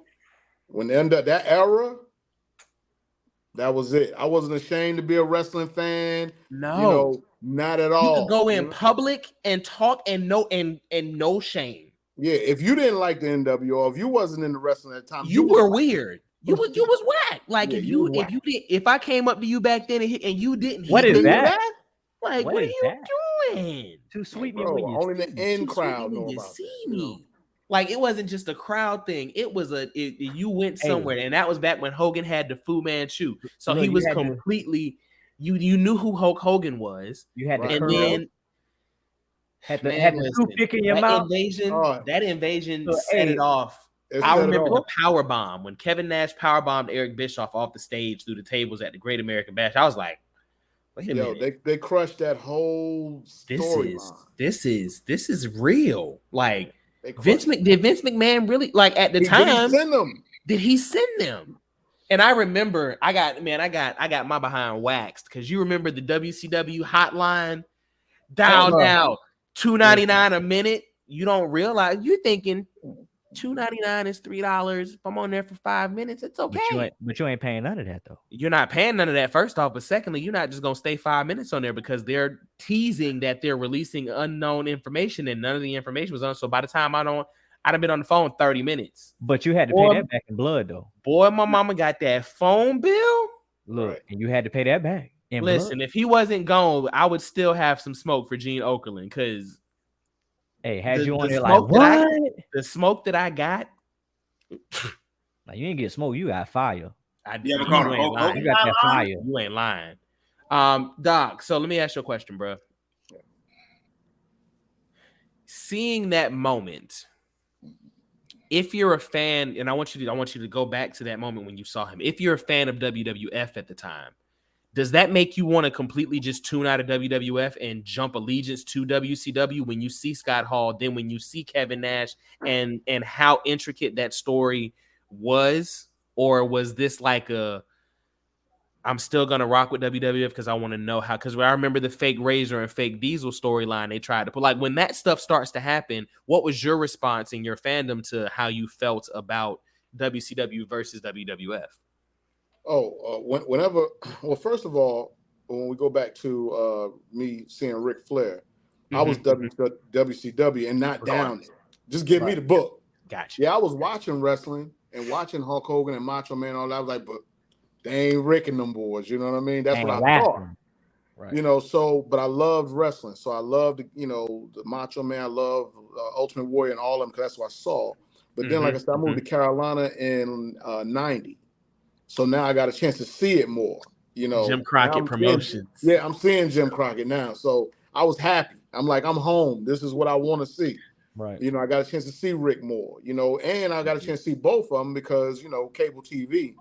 So now I'm looking at both of them comparing. So whenever the WCW guys came, I felt like y'all made the right decision. You know what I'm saying? Like you with the real. And when they said that's where the big boys play, yeah. Where the big, that's a tagline. There was a lot of big boys playing up there too. I said, yeah, this is where the big boys play. So that made all the sense in the world to me. because even Hulk Hogan was already there, right? Yeah, already there. But Already, he yeah. brought the cartoon stuff back. He did. You know That what I red mean? and yellow when he came over was so Right. They had the what was it? The Dungeon of Doom. yeah. Oh my gosh, the alliance to end Hulkamania, the triple cage, and Right. I was like, yeah, that was too much. So when he flipped, wrestling was complete. It's like wrestling, it got turned upside down, but the guy who was making it look like like cartoons actually came to the dark side and made it real. yeah. You saw the trash that came in there, people throwing stuff. You can't fake that. All that the debris all over him, you know, and the stuff he was saying. You never heard Hulk Hogan talk like that before. Talking out the side of his neck. Out the side of his And it's neck. crazy because they say Kevin Nash Scott Hall had to coach him into that because he wanted to come in the initial vignettes. He wanted to come in. Well, let me tell you something, brother. And they were like, no, Look, real American. You got to be chill. You got to come in and just talk your ish. Like and OG. they got him into it. And I mean, Hogan, It took him a while to shake the real to American, shake the like, the people's raw. champion type thing. He had to really but get real raw. When he uncut. got rid of it, hey, bro, look, Nowhere to go but up. nowhere to go but up. and And they then went down up. down yeah. eventually, you know. And then that And y'all theme would see song that in was the crazy. new Dark Side of the Ring too. Oh my god! Wait! Which theme? The NWO theme, or when they gave him Voodoo Child by Jimi Hendrix? Because I'm sorry, when they gave Child. they gave that, I had to throw a toothpick at the screen. And when they gave him Voodoo Child, he hit that. Well, you getting that thing moving? You Yeah. used to just be like, I said, who came? "Sweet." You know that didn't cost them a whole lot of money either. So they say Bischoff was paying almost like $100,000 a year royalties to his estate just to Wow. rent the song. That's Yeah, but crazy. they couldn't play it over 3 minutes. Yeah, they whole couldn't play the show. whole song. Through the whole show. Yeah. So what they would do is and then we didn't even realize it. They would just loop like the first like a minute, 8 seconds or something like that. They talked about, but they looped it, and we just never picked up on it because we was in here watching Hope come down. Yeah, but we couldn't wait till it got to that part that. Listen, Yo, couldn't Oh wait. my! Oh yeah, because now that NWO thing, dun dun dun dun dun dun dun, wow wow wow. And that was a porno. It was there was a lot of them. So Chris It was Benoit's porno first theme song. was in one too. Like they had a lot. We're gonna talk about WCW the on Dark one Side episode of the because- Ring. because some of their themes are legendary. Like DDP's theme is legendary. I hate watching a Diamond Dallas Page theme match on the network because that theme is just not it. Anybody else got any questions for the doctor on that moment? Honestly, I think that last question really hit it on the mark. It Like, did. It did. Everything crisp, precise, and it just flowed into like what I was going to ask. Because I mean, everything is just how did it connect? What it did for you? Because like we were kids when that happened. Sharon, you were younger. I was watching it like crazy, but I was young. Like as someone who was older and could process the story of that, man. That's one of those moments I wish in time that I wish I could. Like now, I'm an adult watching the Bloodline, so everything is processed. Everything is like this is how I feel like teenagers and young adults felt during the formation of the NWO and the height of the Monday Night Wars. Like Peep game. I just want to say this. So whenever they did the fake Diesel and the fake Scott Hall, yeah, that made you feel like, oh, you lost. Yeah, you lost. Because it was crazy. It was so corny. I was like, why? Y'all really on my mind that much? But it also showed Vince saying, I can make or break you. Yeah, I've made the character. Like y'all, we might have lost Scott Hall and Kevin Nash, but the name, look, like Ike Turner said, the name stays here. No, you have the name stays here. And it did. Razor Ramon and Diesel never went anywhere else. Hey, they didn't last long though. It was terrible. And I feel bad for them because they ended up getting a bad rap. Luckily for for Kane, he and we'll have that attitude. Around. We'll have that attitude era talk one day. Luckily for Kane, he had to go through a lot with Isaac. That's what I was getting ready to say. Because after that, he came Isaac Yankem, didn't he? So Isaac Yankem was I think it was Isaac Yankem was before that. Because I remember that was when the Blue Cage was still around. Because I remember, and I don't even know why I remember this, but I remember Raw Friday. They had a Friday Night Raw. I Because remember it got preempted because of the dog show. Y'all remember when that used to I happen? remember Oh man. the Westminster. The Yeah. Westminster dog Westminster. show. There was nothing Barbarina. more depressing than turning on USA and seeing them dogs. Look, just By jumping up Purina. Purina. Sponsored by Purina. That's exactly who sponsored it too. Yeah. And they used to do it for like 2 or 3 weeks. And I'm like, Yeah. bro, I don't care about like, this. But the main event was Isaac Yankem versus Bret Hart in the blue steel cage on Friday, Raw Friday. I don't know why I remember that, but it just I mean, so Big Black. So,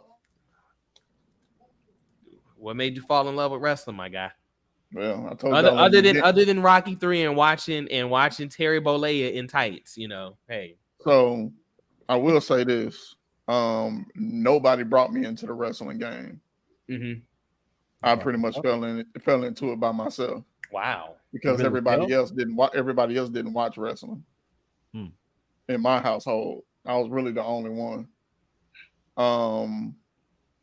But as far as that concerned, me being in the South, me being in Tennessee, Jerry King Lawler, I was seeing Jerry King Lawler, the Macho Man, Randy Savage, the Rock and Roll Express, the Road Warriors, Austin Idol, Tommy Wildfire Rich, Eddie Gilbert, Bam Bam Bigelow, Bam, bam, rest in peace. the Fabulous Ones, Stan Lane before he was Sweet Stan Lane. This guy. You know what I mean? The historian. Historian. Jeff Jarrett, a young Jeff Jarrett, a young Billy Travis. You know what I mean? So it just great. Like I said, I gravitated to it, man. And but really, what my biggest part was, even though I was in the South, WWE was my number one at that time. Yeah. And the only reason why, because of Hogan, then of course Mr. T, and then you got, you had Roddy Piper. Of course, me being an MTV kid, of course, when Cyndi Lauper come up in there with Wendy Richter, that just, it was star-studded, you know what I mean? But then I saw Rick, Four Horsemen, Wahoo McDaniel, the Raging Bull, Manny Fernandez, the Midnight Express, who else? Golly. Man, you name it, I watched it. Then it went down to Texas. The Von Erichs, the Fabulous Freebirds, Man. Iceman King Parsons. Ooh. Who else? I don't even know who that is. When Stone Cold was Steve Williams. Steve With Williams. When Harlem Heat wasn't even Harlem Heat, they was with Gary Hart in Texas. And getting the You know what I N-word mean? out the building. I mean, Yeah. some of the best matches, dude, like in Texas wrestling. We're talking about the first wrestling that was on ESPN. That's at one point. major. They were affiliated at one point. They had like cable affiliation, serious cable affiliation. But yeah, and then of course everything else evolved, and then ECW came around and everything else. But yeah, I mean that's what really brought me into wrestling, man. Just the characters, the realness of it, man, just everything. That's respect, bro. That's respect, bro. That was deep. All right. So what's with these top 3 defining moments? So I'm a little number 3. I'm a little Going to say WrestleMania 9. No, number three for me is meeting Sabu.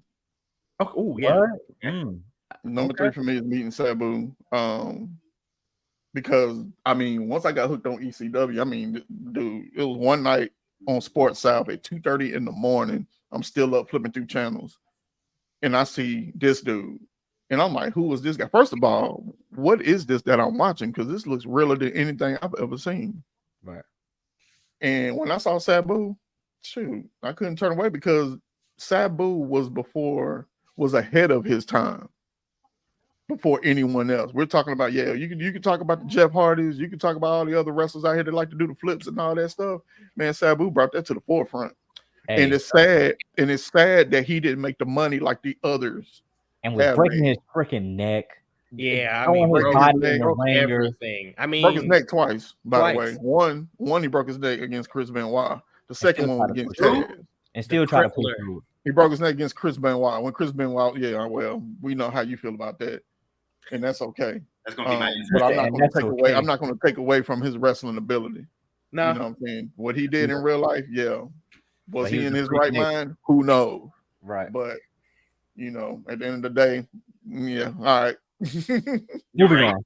But yeah, that's the reason why I fell in love with Sabu, man. I never turned back, and you know, any time that he comes back, whether it's in WWE, which is probably never gonna ever happen again. You know, AEW, GCW, he showed up one night. He didn't wrestle, but he showed up. You know, I'm always gonna be a fan of that guy.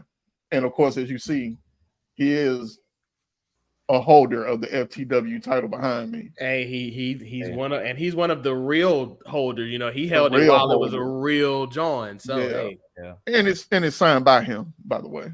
oh, that's dope. Respect to that. That's dope. Look. Yeah. That's dope. So Yeah, my I number- gotta get this behind me signed by my guy Big E. You know, Mr. Oh, Big yeah. Meaty Man, Meaty slapping Man. me. Get well soon. Think big Think over there, big. Rocky TJ. Think big. Number two. number Dos. two. Number two will be WrestleMania 3 because that was my first WrestleMania that I ever saw. That's the first event. Actually, my mom bought that pay-per-view for me. Nice. Wow. God rest her soul. And Mama. my favorite match, of course, was Macho Man versus Randy Savage. Oh, okay. I don't know why I thought you were gonna say Andre. I understand. I mean, I know Hulk Hogan, you know, I understand why that was the main event, but it wasn't the main event. It wasn't the main event. The main event happened while it was still daylight outside. Yeah. But yeah, that was probably one of the best, if not, well, I ain't gonna say if the best, but it's top 3 to me. You know what I mean? As far as the best wrestling matches ever. For sure. So Number one. Uno. number one, and boy, number one. Uh-oh. What's Don't number be one? I don't know if y'all saw, Spit I it don't know if out. y'all saw the look on my face, but I really didn't have a look, but it was on the inside. What's number Spit it one? out. So Because y'all already talked about it. it ain't. Go ahead. Say it ain't so. Bash at the Beach 1996. Oh, Say it Okay, ain't not so. mad at that. Not mad at that. No, not at all. Yeah, that's That was my favorite. That's number one for me. On many levels. let's get into the levels. What's the levels? What's the levels, my guy? What's the Level levels? one, Levels to this. Dr. Shaw already talked about it. Scott Hall shows up in WCW one night. Out of nowhere. Unexpected. A time that people need to realize there were no dirt sheets. There was no social media. There was nothing that can tell you, guess what? Scott Hall is going to show up on Monday Nitro one night and come down the steps. No, That's not just at not all. going to happen. And at that point, I was like, okay, all right, Scott Hall, okay, he's here. All right, whatever. Next week, he comes out and he said, I got somebody else coming. Mm-mm. And then the next week after that, guess who shows up? You already know. Kevin Nash. Now I'm at a point of what is this that we're witnessing here? Is this a true invasion that is going down? Is this something that I People mean? just didn't know. And even though at the time I was 19, I was going to ask how old you were. I still couldn't process the fact that they're out of their contracts. Right. They signed a deal with WCW. You know what I mean? None of that. You didn't know that because there were no dirt sheets You weren't privy to that information at all. You at just were all. watching. So it was one of those situations where, man, they really trying to invade WCW. Like this is really happening. You know. Money. They So had me- then, after that, of course, you know, Dr. Shaw talked about it. You know, or D talked about it. How Kevin Nash power bombed. Eric Bischoff. Basically gave him the biggest power bomb off the stage or whatnot. But then it ended up being when they started talking about the third member. We really didn't know who it was, even though Hogan was there. You got to remember, he left. Right. He went away for a very long time. But if you remember, during that Dungeon of Doom stuff that was going on, he went to black. Oh yeah. He went to black, and he had, you know what I'm saying, they had cut his mustache off. He went to black. He went to all black with the giant, right? He came out of the red and yellow. Man. So it was kind of, if you like, we know that a little subtle hint. That was a little hint, a little nugget. Just like when Big Papa Pump started growing a little black. He had the black hair with the black beard, the black goatee, and all that before he turned on his brother. He was getting into his Big Papa Pump phase. Right. Even Sting, if you look at him, he started growing his hair out. Longer. You know what I mean? He wasn't blonde hair Sting, wasn't surfer Sting. They had to hide the G.I. Joe cut. You know what I mean? So when that happened, I was like, okay, well, who's the third person? And I started. You know what? I actually remember when Hogan went black because he faced Sting on the Nitro. Sting was still blonde, buzz cut, had on red tights, and he was waiting on Hogan to come down. And Hogan came from the crowd behind him, and I was like, "That's not the Hulk Hogan I know." Yeah. Oh, he just forgot his tights. He got something. So that was kind of like, now we know that was like a nugget that was being thrown out there, but we didn't realize it at the time. Yeah. So I agree. So with it being the third person, I was like, okay, well, shoot, it ain't but one person that I feel like that can, really be the third person. That's Sting, the WCW guy. That's who. You know what I'm saying? That's how they tease. I mean, and when I tell you they teased it so well, like I was ready to jump ship with Sting and go NWO. Yeah. Like I was. But what got me was during that main event, towards the end, taken out. Oh, okay. You said Macho got taken out. Lex got taken out. Bobby Heenan. It wasn't Bobby Heenan. Even though he said what he said, it was the fact when Hogan came out, you kind of knew what was transpiring. Business picked up. Something was gonna happen. You didn't know what, but you knew something was about to happen. And let me tell you something. That man has done a lot of leg drops in his career. But that is particular leg drop, I feel like was like one. It looked like he jumped up another 3, 4, 5 feet up in the air. That man went Jordan. That man and laid that thing on Macho Man, and then did it again and again. But I don't know, y'all probably know this or not. But even though when he did turn heel, it was a shock to many. But if people don't realize, back in the day he was a heel. Freddie Blassie was his manager at the time, and then Jimmy Hart became his manager down there in Memphis Wrestling. But if you look at it, anytime that a certain situation like that happens, when they've been good for so long, you forget that he was a heel at one point in life. Rey Mysterio, a lot of fans now forget he was a heel with the Filthy Animals at the end of WCW because he's been a face for so long. Right. So it was a shocker to many, including myself, even though I knew, but it was still a shocker because he always talked about, say your prayers, eat your vitamins, train, all that good old stuff. But you know what? The fans roll with it. That night when he dropped that leg on Mach, the fans were cheering. The fans were cheering this man. I was popping. And that was the crazy. It was like we've been waiting on this. You know what I'm saying? But it's funny that, and I remember D was saying that they had to teach him, how to talk, and you can't do that Memphis talk no more. You can't be sitting here, brother, and all that. But did you know that they really was trying to take him out? What you mean? In other words, when they came in and they were starting this whole NWO Outsiders thing, they really initially in their mindset, man, we finna take Hogan out of here. We like, in other words, we finna take over. We finna take Hogan out. Wow. But the more that they hung with Hogan, the more they were like, you know what, dude, pretty cool. We can make something out of this. We can make something out of this. You know what I'm saying? But boy, the story has it. Sting didn't want to turn heel. Hogan, for a minute there, they had to talk to him for I don't know. Hogan was not with it, but he was getting booed already, so it was time.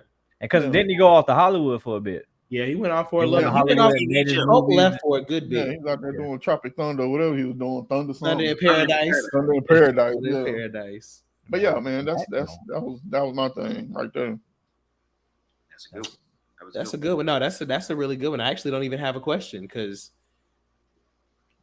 it really ain't no question. Everybody been hitting it on the nail, bro. Everybody just been giving some detailed, in-depth answers. And it created another conversation. So it was like, well, I really don't got nothing for you, brother.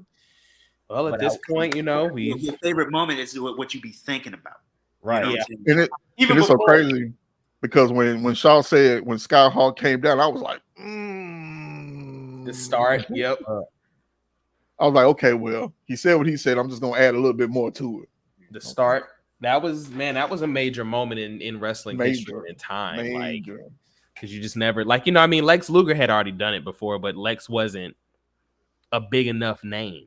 You know, Right. Lex Mhm. became bigger in WCW the second time around than he was the whole time in WWE. That is true. But yeah, but like when Scott Hall did it, and it was like, wait, Razor Ramon is here, you know, What and is then going on? and then Diesel comes, and it's like, okay, well, Hogan already came, you know, Savage came. Like, is Vince sending people to infiltrate? Like, at the time you don't think about You that, don't but there know, was yeah. a lot of top WWF guys already there, and then Ric Flair comes back, and then so it was like, is this really a takeover? And you noticed when he came down them steps, you can tell that the wrestlers that were already in the ring didn't know Right. just by how they were acting. It was They were like, man, like, what you doing because there was a here? whole match going on. Yeah. Yeah, it was one of Like, the what is one of the going on Dudley here? brothers and somebody else. Yeah, there was a whole match going on that time, and I was just like, wow, okay. And then that's when we got a lot of the realness, the attack backstage, at MGM Grand, Oh, tossing man. Ray like a lawn dart. Hey, they called the police on these guys. Look out there, they're hurting him. The fans really thought that really Gang had, like, war. we'll never get that again. No, That was a moment in time. I remember asking my mom, like, are they okay? Because you can't recreate that. they Though. got Yeah. beat down. Yeah. Mud It hole. was style. real, man. It was some real stuff going on back then. But like I said earlier, there were no dirt sheets. You didn't No know. dirt sheets. What I a missed time to that be alive time. when there wasn't no dirt sheets. I missed that time. That was a time to be alive. I mean, and now it's easy. It's for me, it's easy to stay away from dirt sheets because I'll leave a group or whatever in a heartbeat. Like Right. the Yeah. second I get a spoil, I'm out. Look, Yeah. and I'm glad we're practicing that now, because even though it was a time to be alive then, it's still a time It's to still be a time alive to be now. alive now. Because you know what you can do? if you can find and enjoy it. Right. You know what you can do? You can follow the Beyond the Bell podcast. Everything Well, is we don't- below. Where we don't do any spoilers. We enjoy Right. wrestling. We enjoy everything as it comes to us. As is, where real fans can come, an environment of positivity. You can have your own opinion, Yeah.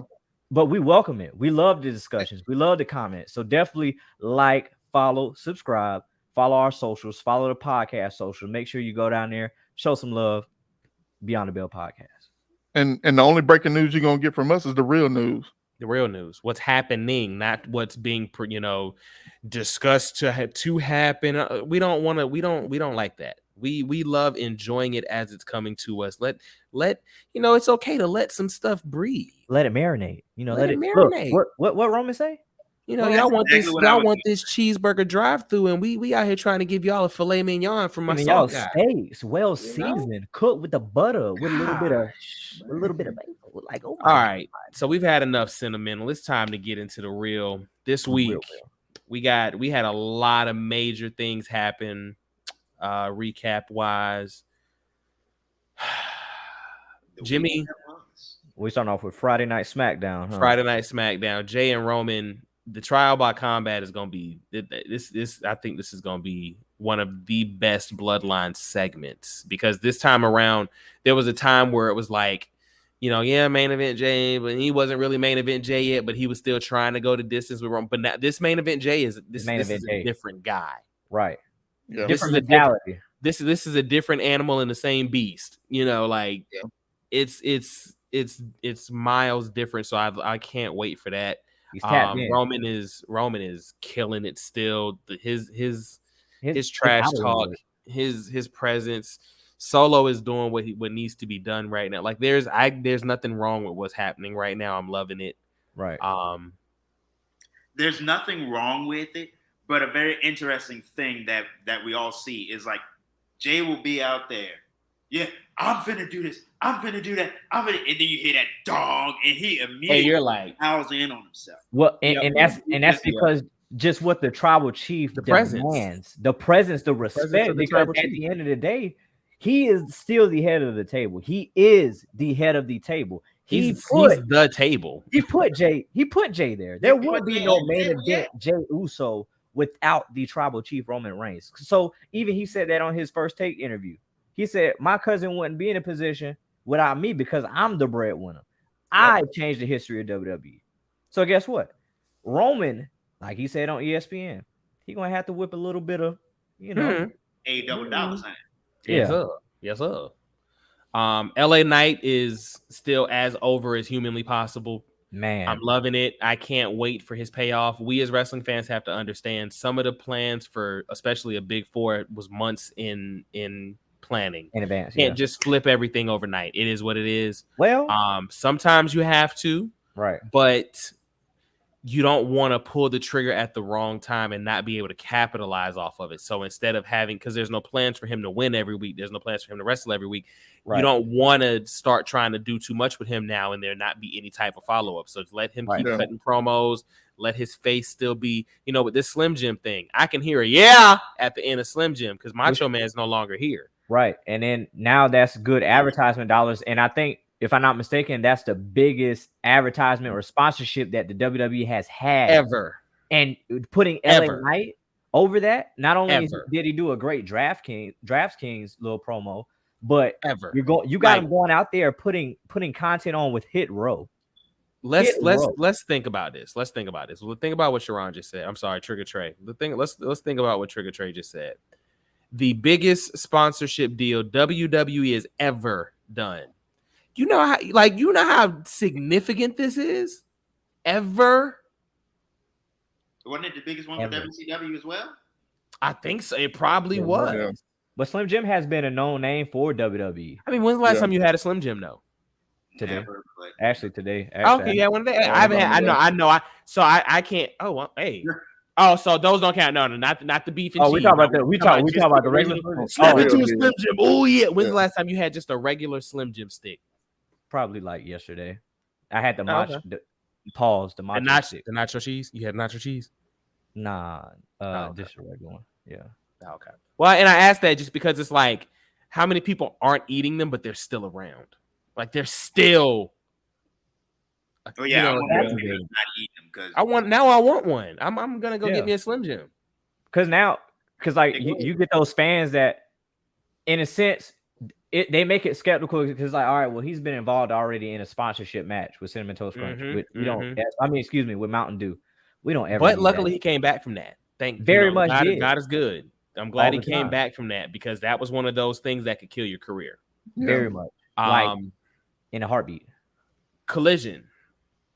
It's still picking up momentum. Easily AEW's best show. Yes. Miles apart. AEW's best show. Does it give it 2019 vibes, like when Dynamite first started? Yes, yeah. Actually, I think better. I think the structure, you can tell the writing is different, the pacing is different, the structure of the show is different. Ladder match for a mask was kind of, but the match was good. So okay, cool. You got more talent being involved in stories, though. I need MJF on there a little more. Just because if we're gonna start the real world championship thing, eventually the actual world champ needs to come out and say something too. But what if they make that? They're planting the seeds for because I see CM Punk. Yeah, absolutely. We're gonna get a Punk. We're gonna get a Punk. We're gonna get a heel Punk face MJF feud eventually. Oh. Is that coming at? Are we getting maybe a tease for Wembley? Maybe. No, that's not gonna happen at Wembley. No. The Adam Cole thing is happening for sure. So. I think one of the reasons why Collision is good because one, you got Bryan Danielson is one of the writers on the writing staff. That's what I mean, and that makes a whole lot of difference. And I think honestly, Tony Khan is letting them do what they let him cook. Let him cook. He let them run with it. Secondly, I think we're all thinking that the real championship is going to involve CM Punk and MJF, but who's to say it doesn't? Who's to say that somebody doesn't take the belt off MJF, who has an issue with Punk? And make that the match. You're right. I mean, it's a lot of possibilities, though. I mean, who's to say Absolute don't pick up another dub? Like there's a lot, and I think the layers that Collision is giving you is why it's the better show. Very much. Sunday Takeover. I wanted to do it. Just I know you did. Look, I know you did, and it would have been justified. Oh, it would have man. been. Sunday was just amazing. It is not black and crazy. gold NXT. But like I said, Collision, Oh, where you go? because he froze. But Collision, yeah, Collision was dope. But Sunday, the Great American Bash, It's not black and gold NXT Brooklyn Takeover or Chicago. It's not that.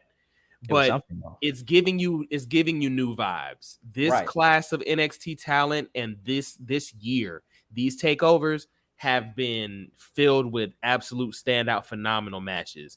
Wesley is still one of the MVPs of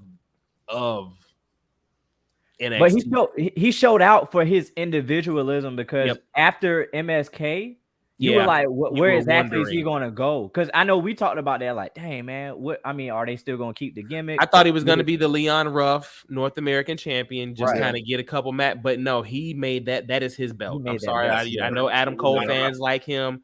I know who else had it that did something with it?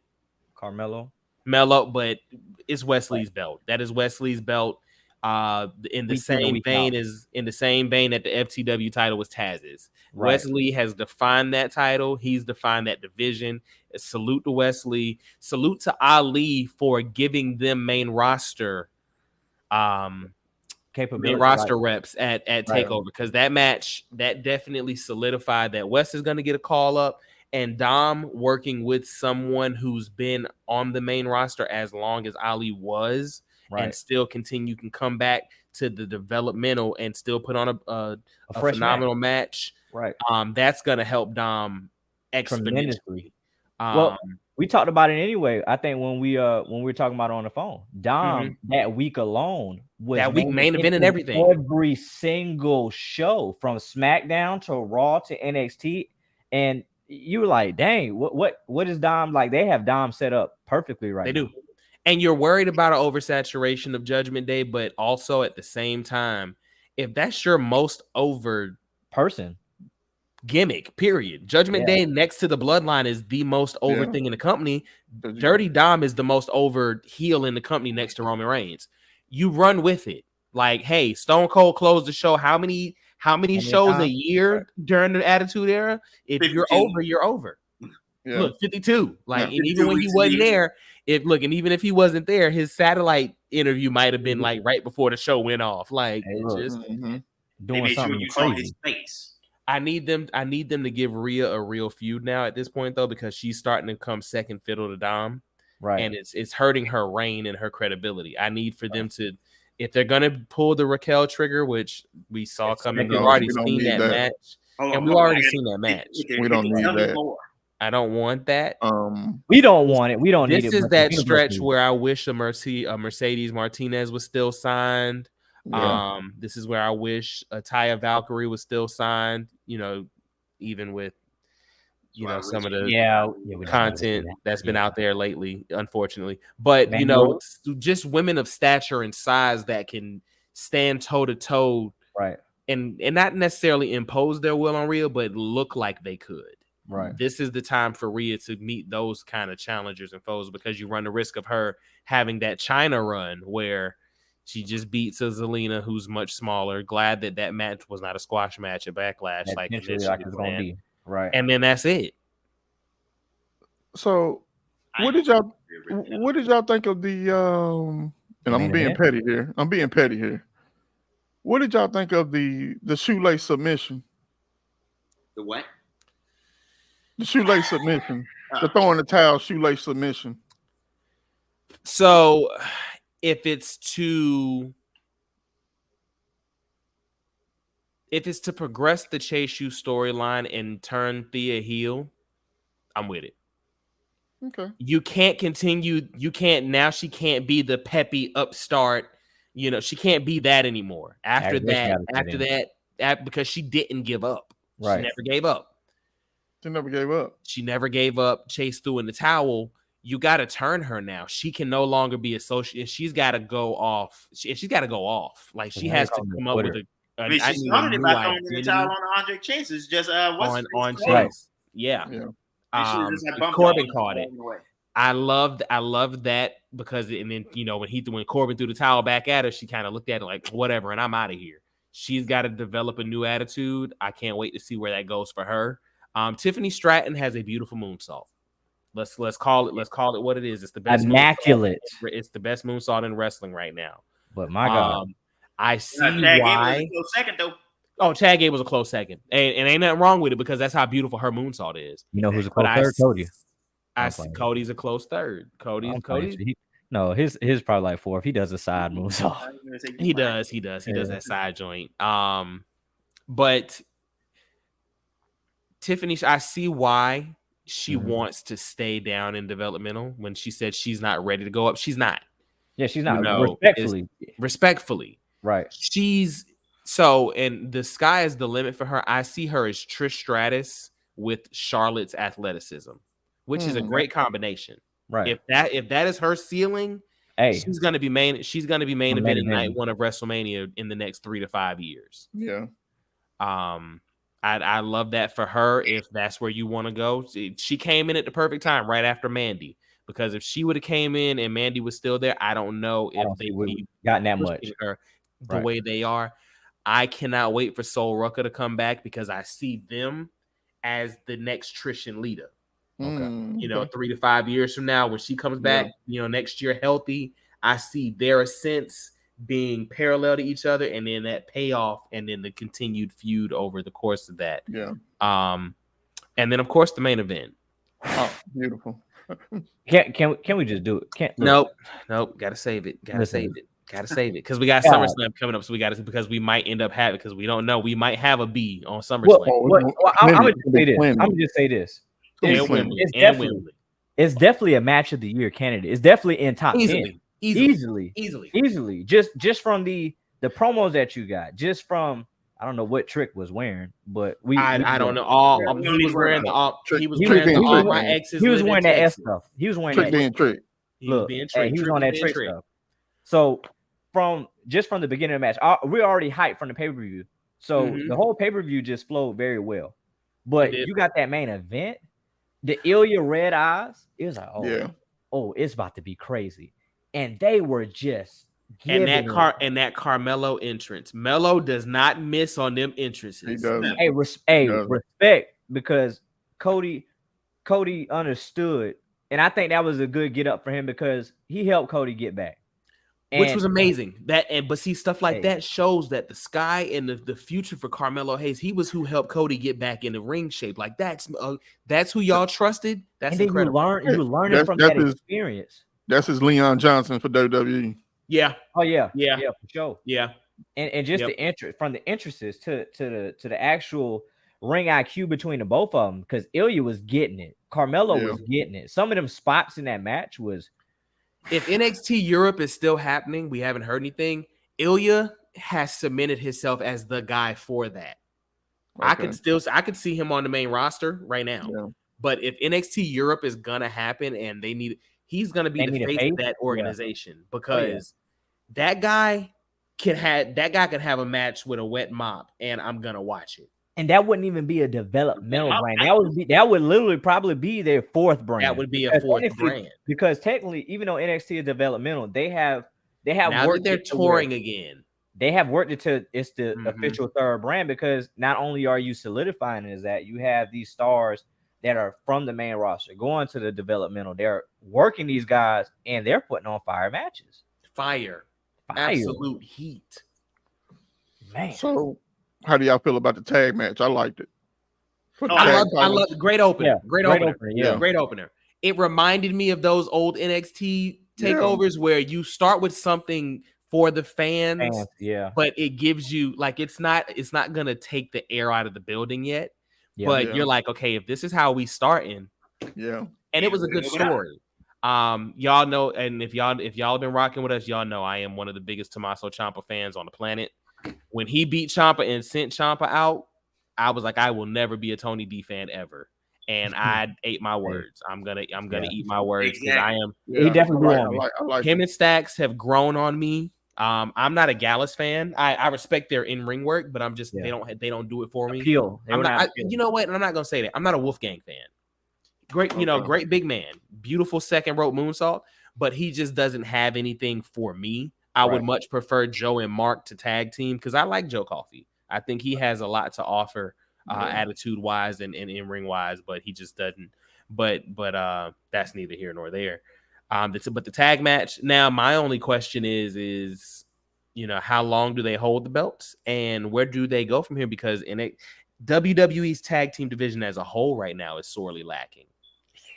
Yeah, So I mean, you're pushing they're pushing a lot of singles a lot right now. a lot I of mean, singles. And but KO, I guess KO we'll see. upset about that too.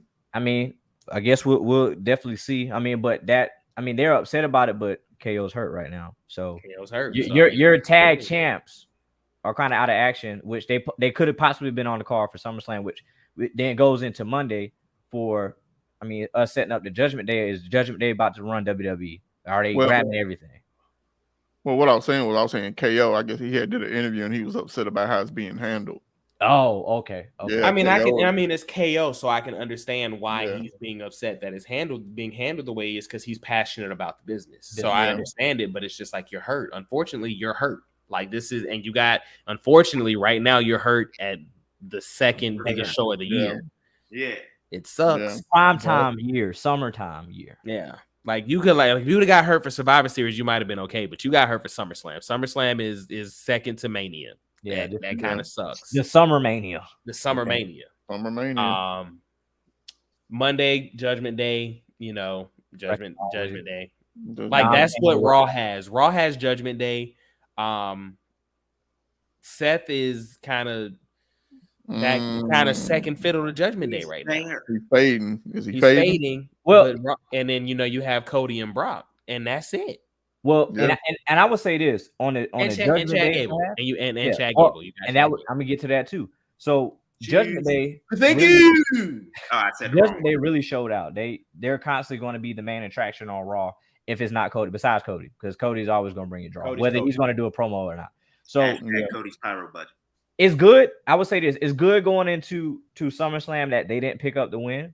Now you get kind of Seth that little push, because to me, I ain't gonna lie, Seth been kind of falling off in my eyes. Good chaser, just championship. Great. Seth is a great Yeah. chaser, but as champ, I just couldn't. Yeah. I can never care Yeah. less. And that's He's always been his downfall. But that's the thing.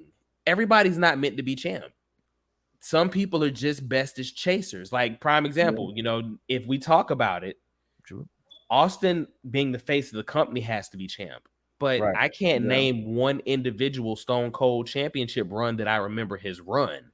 But Right. I can name that chase up to WrestleMania 15 against The Rock. That chase was phenomenal. That chase for 14 when he was dealing with DX and getting super kicked on the stage all the time and stuff. Crazy. Like I remember his chases to the belt more than I remember his reigns. Yeah. And I that's remember the cases after Kane beat him when he had the in belt. First Blood.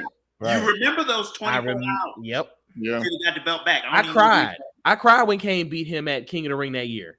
I'm not ashamed. I cried. I went in the bathroom and cried because I was like, Stone Cold lost the belt. My parents, excuse me, my mom and dad were like, it's okay. He's gonna get it back soon. It's cool. Right. And then he gets it back the next night. Yeah. Not yet. Again, Oh, next my day, God. the sun had just went down good by the time he got it back. Like, Yeah. So I mean, Seth is a great kinda- chaser. Like Yeah. you remember chasing Brock, the Mania Universal match. Yeah. We loved the chase of him. Can he beat Yeah. Brock? And then he beats Brock. And then in like a minute.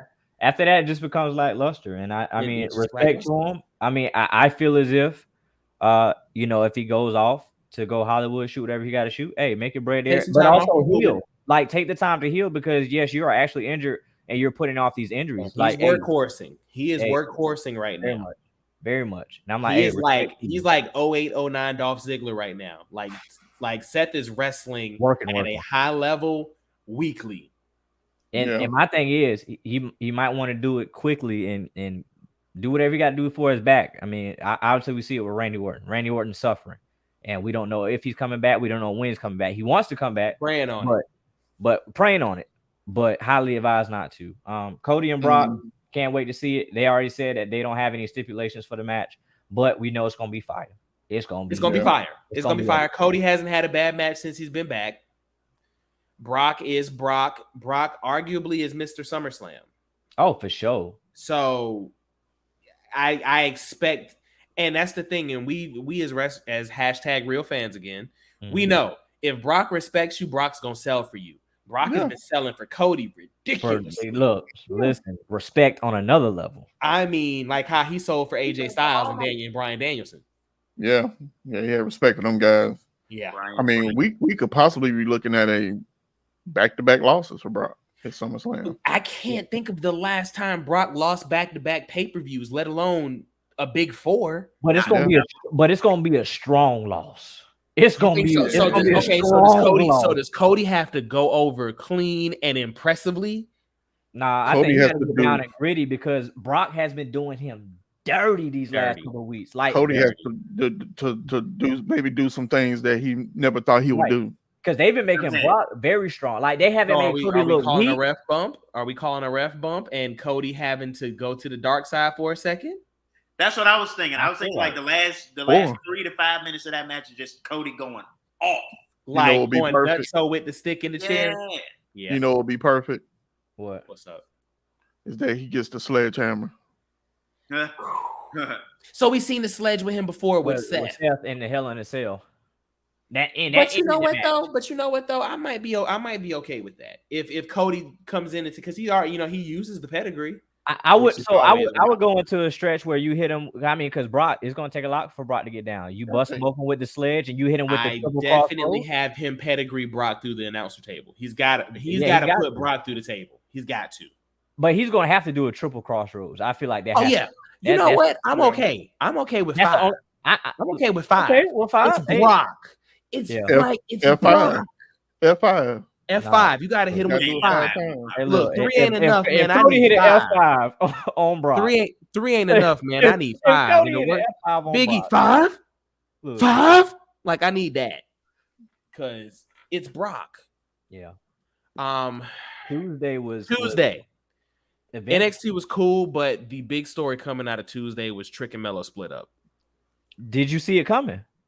I saw it coming. I'm glad they did not have Trick turn heel Sunday. Right. I was afraid. I thought it was going to happen with that. And that's what I thought was going to happen. With the way he was holding that belt and talking to him, I thought, okay, he's going to hit him with it. Because going into that match, I was okay if Ilya wins. I would prefer I thought it was going to happen, honestly. I would prefer for Melo to have a strong run because he wanted it stand and deliver. He wanted at WrestleMania, basically. So you always want your WrestleMania win to carry a strong reign after. Right. Yeah. If Ilya wins, I'm cool with that, but I was really worried that Trick turns. So the fact that you got the separation with respect and love, like the Dudley Boyz type joint, and then especially with the way Ilya was throwing shots at him, like, oh, I respect y'all friendship, but I thought they were trying to make it seem like Melo was holding Trick back, or and like Trick said, I'm not a sidekick. Right, and Melo, I mean, Melo has it too, but Trick has it too. Trick has the charisma. Trick and he's gotten much better in ring. Oh yeah. But who says I might be the only one who didn't pick up on the little Easter eggs in Melo and Ilya's match. So I didn't see Tuesday coming at all. Man. Yes, when I was watching that, I was like, hold on. Oh my God, it happened. But I was just like, yo, why? At this point, it's smart for them to go their own ways, because if you want Trick to pursue the North American title, you don't want him being second fiddle to Melo. You don't want him having the North American title standing next to the NXT champ, and now you're like, well, yeah, you're your own champ, but you're the mid card. You know what I mean? So with respect to the phenomenal run that Carmelo Hayes is going on, I do feel like he could be booked a little differently. I don't want to say better. I want to say differently, because he came off looking, I don't want to say weak. Weak is the wrong word, but he came off looking really beatable. He looked really beatable against Braun. Yeah. And then he eked out the win. And then with the Ilya match, it was like, it was acceptable for him to lose because of who Ilya is. So I would like for them to go ahead and start trying to get Melo to looking as the champion, like the guy that you have to beat, instead of looking just like a guy who's beatable. Right. Yeah. Go ahead, Black. What was your take? what I was gonna say was, I mean, even though they split, but who's to say that it doesn't rear its ugly head? It does. It's possible. right. You know what I It mean? ain't over. There's a good chance it might not be over. You But- know, like it looks respectable right now, Mm-hmm. but you know, Might what turn is up like Wesley. Yeah, you know, like what's in Trick's mind? You know, like, hey, yeah, I know you What's said next something about for North Trick? America. I know you said something about North American title, but shoot, What if he I wants to want come that after title. the NXT title? You know, but that's 'Cause the he good has thing said about it. NXT and Sean's writing. We're at that point now to where a situation like this, we're looking at the story. Right. We're engaging in what the story is instead of, Yeah. oh, well, let's hurry up and get them to fight.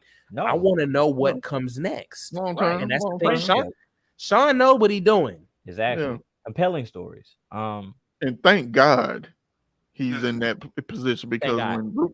when Bruce Pritchard and whoever else, Bruh, Man. 2.0 was hard. Y'all remember we had the death of NXT live stream with yeah. I me remember that. putting the flag down and like, look, it was there was a lot of struggle wins. It wasn't even Right. wins. I don't know what that was, a Oh, lot. It was hard. It was hard to get Yeah. through.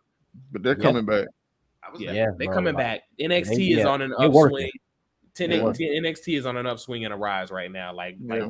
I'm glad we're seeing it, and now I'm glad they're traveling Getting because they're arena. starting to get that main roster feel Very in much. big match situations instead of just going performance center.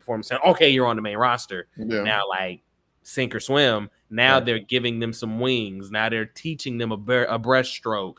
Like I like that this developmental has become a place where the talent is getting developed Right. instead of just excuse me. I like that the talent is being cultivated and nurtured now. Right. You know, Braun getting his heel turn was cool, but the fact that they're building upon his actual heel persona before Yeah. he goes up to the main roster, that matters. Because he's murking people right now. You know, Last- the tag team, I'd love for the women's tag team division to, because we have not seen Isla Dawn and Alba Fire in weeks since they lost their belts. We haven't seen them. they've done. They haven't done those call ups justice, man. They haven't. They They haven't. haven't. Not the draft It's call ups. No. No, You said what? T? Except for Grayson Waller. Except for Grayson Waller.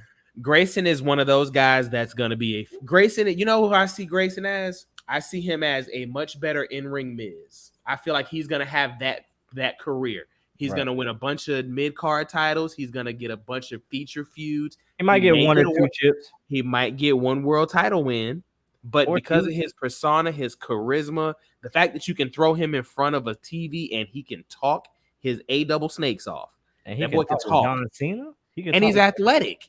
right. He can go. I don't like the setup to the rolling stunner where he has to get out of the ring to go do it, but Yeah, that seems a little much. But it's a little much, right? T like Yeah. Yeah, because like in a tactical situation, like if you had a rumble or anything like that, you can't hit your finisher. unless You know what I mean? unless you're gonna slide on the bottom rope, do it. But I'm like, that's That's too still much in a too rumble much. match because But you know what though, his rolling and then hitting the stunner reminds me of like the 3-2-1 Claymore or the tuning up the band.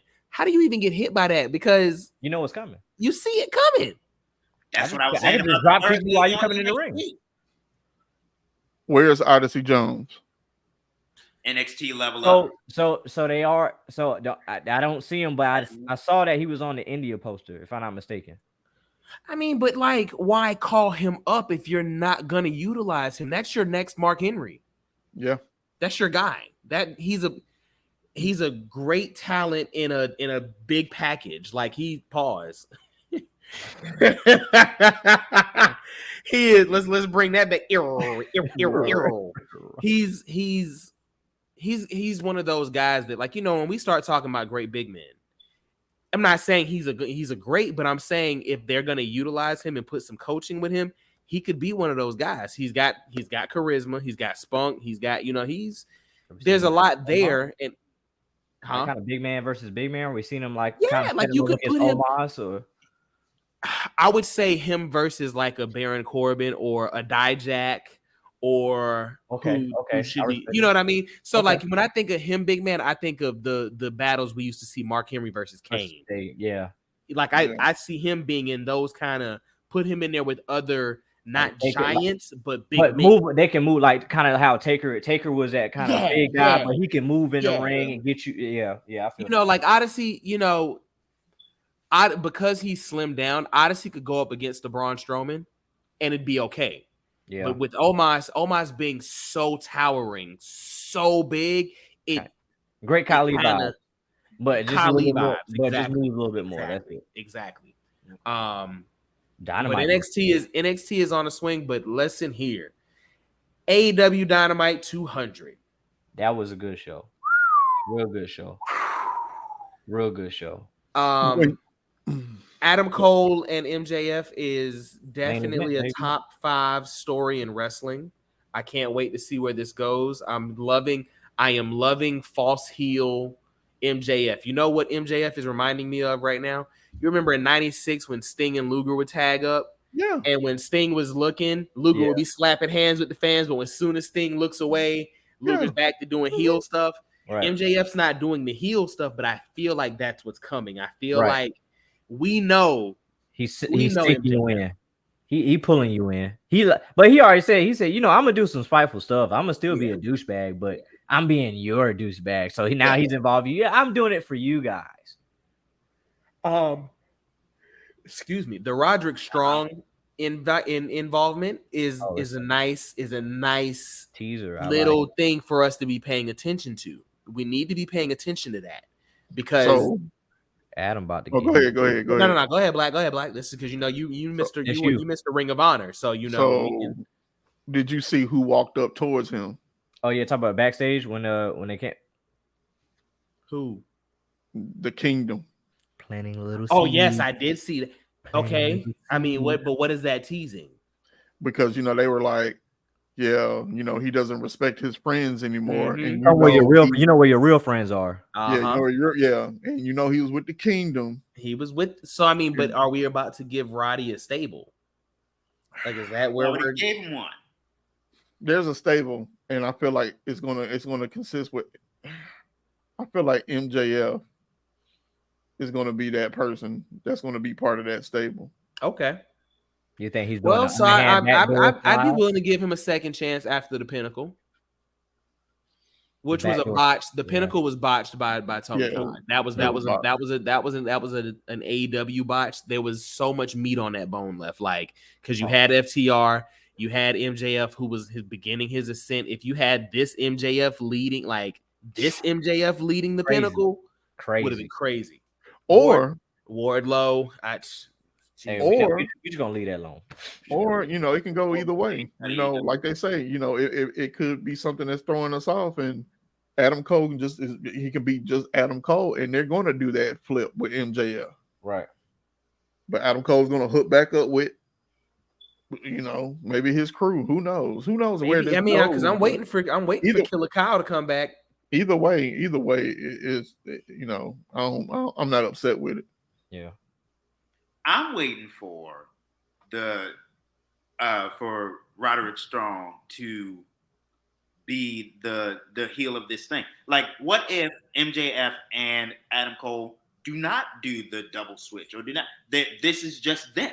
This is them. Roderick Strong is the one to bust it all up because he's just mad.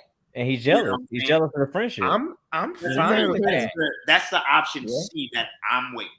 I'm fine with that. I mean, because we saw the beautiful thing about Roddy in NXT after 2.0 was we saw Roddy have his own separate persona and try and find that comfort area, because that's the thing. He's just never really been comfortable on the mic. But Diamond Mine gave him a lot. Diamond Mine helped him a lot. Right. Because he knew he had to be the guidance for, you know, the Creeds and Ivy Nile, you know, well, all 87 members whenever they would flip and pick people. Roddy knew he had to be that guy. So it's I'm okay, TJ. I like that idea. I'm interested in seeing that. That's what I'm saying. That's what I'm waiting on. Of course, the big news of the night, Hikaru Shida. Surprise. New champ. Two-time. And new. Two-time. Only the second two-time behind Tony Storm, of course. Yeah. But like I said on the reel, I don't know if this was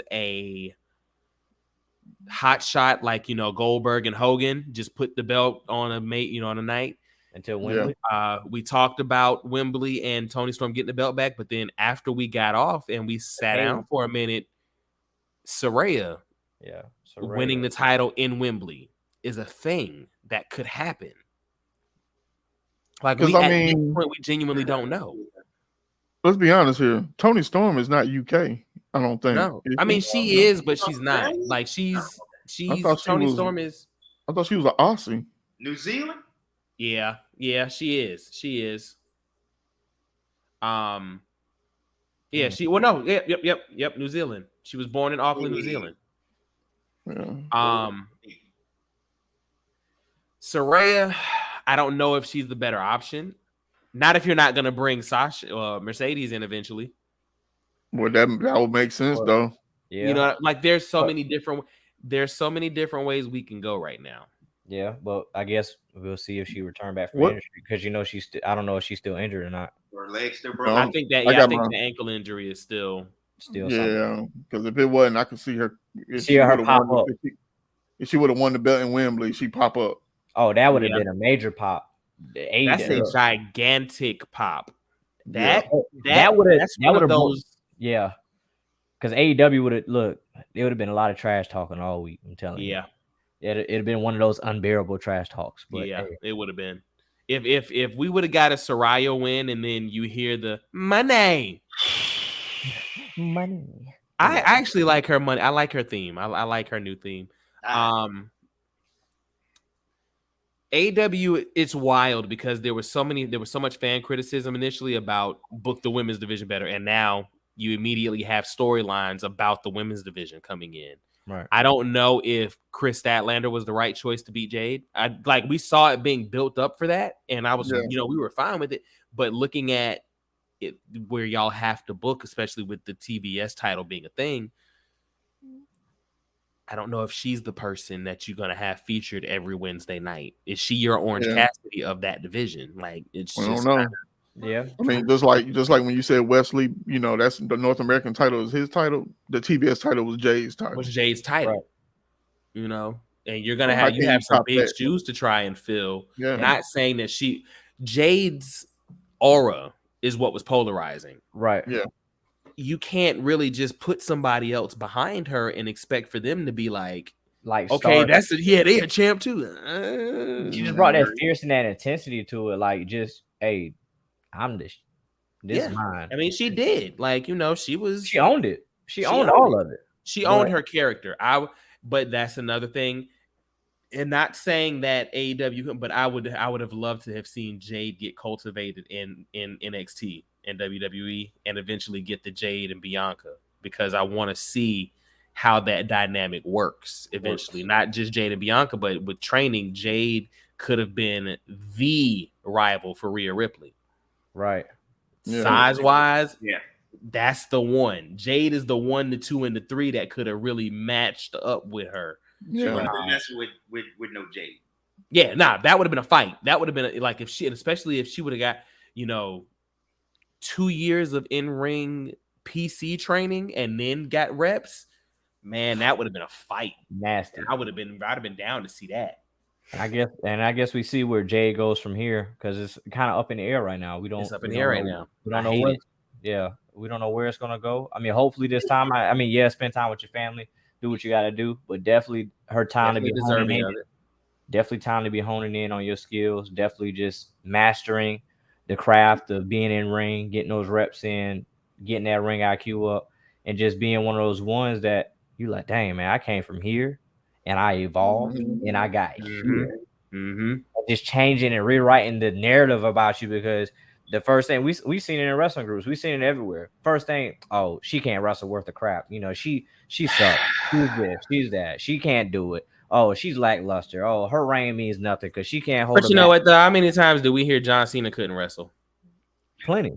Like, Kurt Angle even said it, but dog. You know what I mean? Like, so at this point, when people say certain people can't wrestle, I'm like, what's your definition of wrestling? Because I want to see you go in there and throw a hip toss. Yeah. Like, look, or you don't be gassed.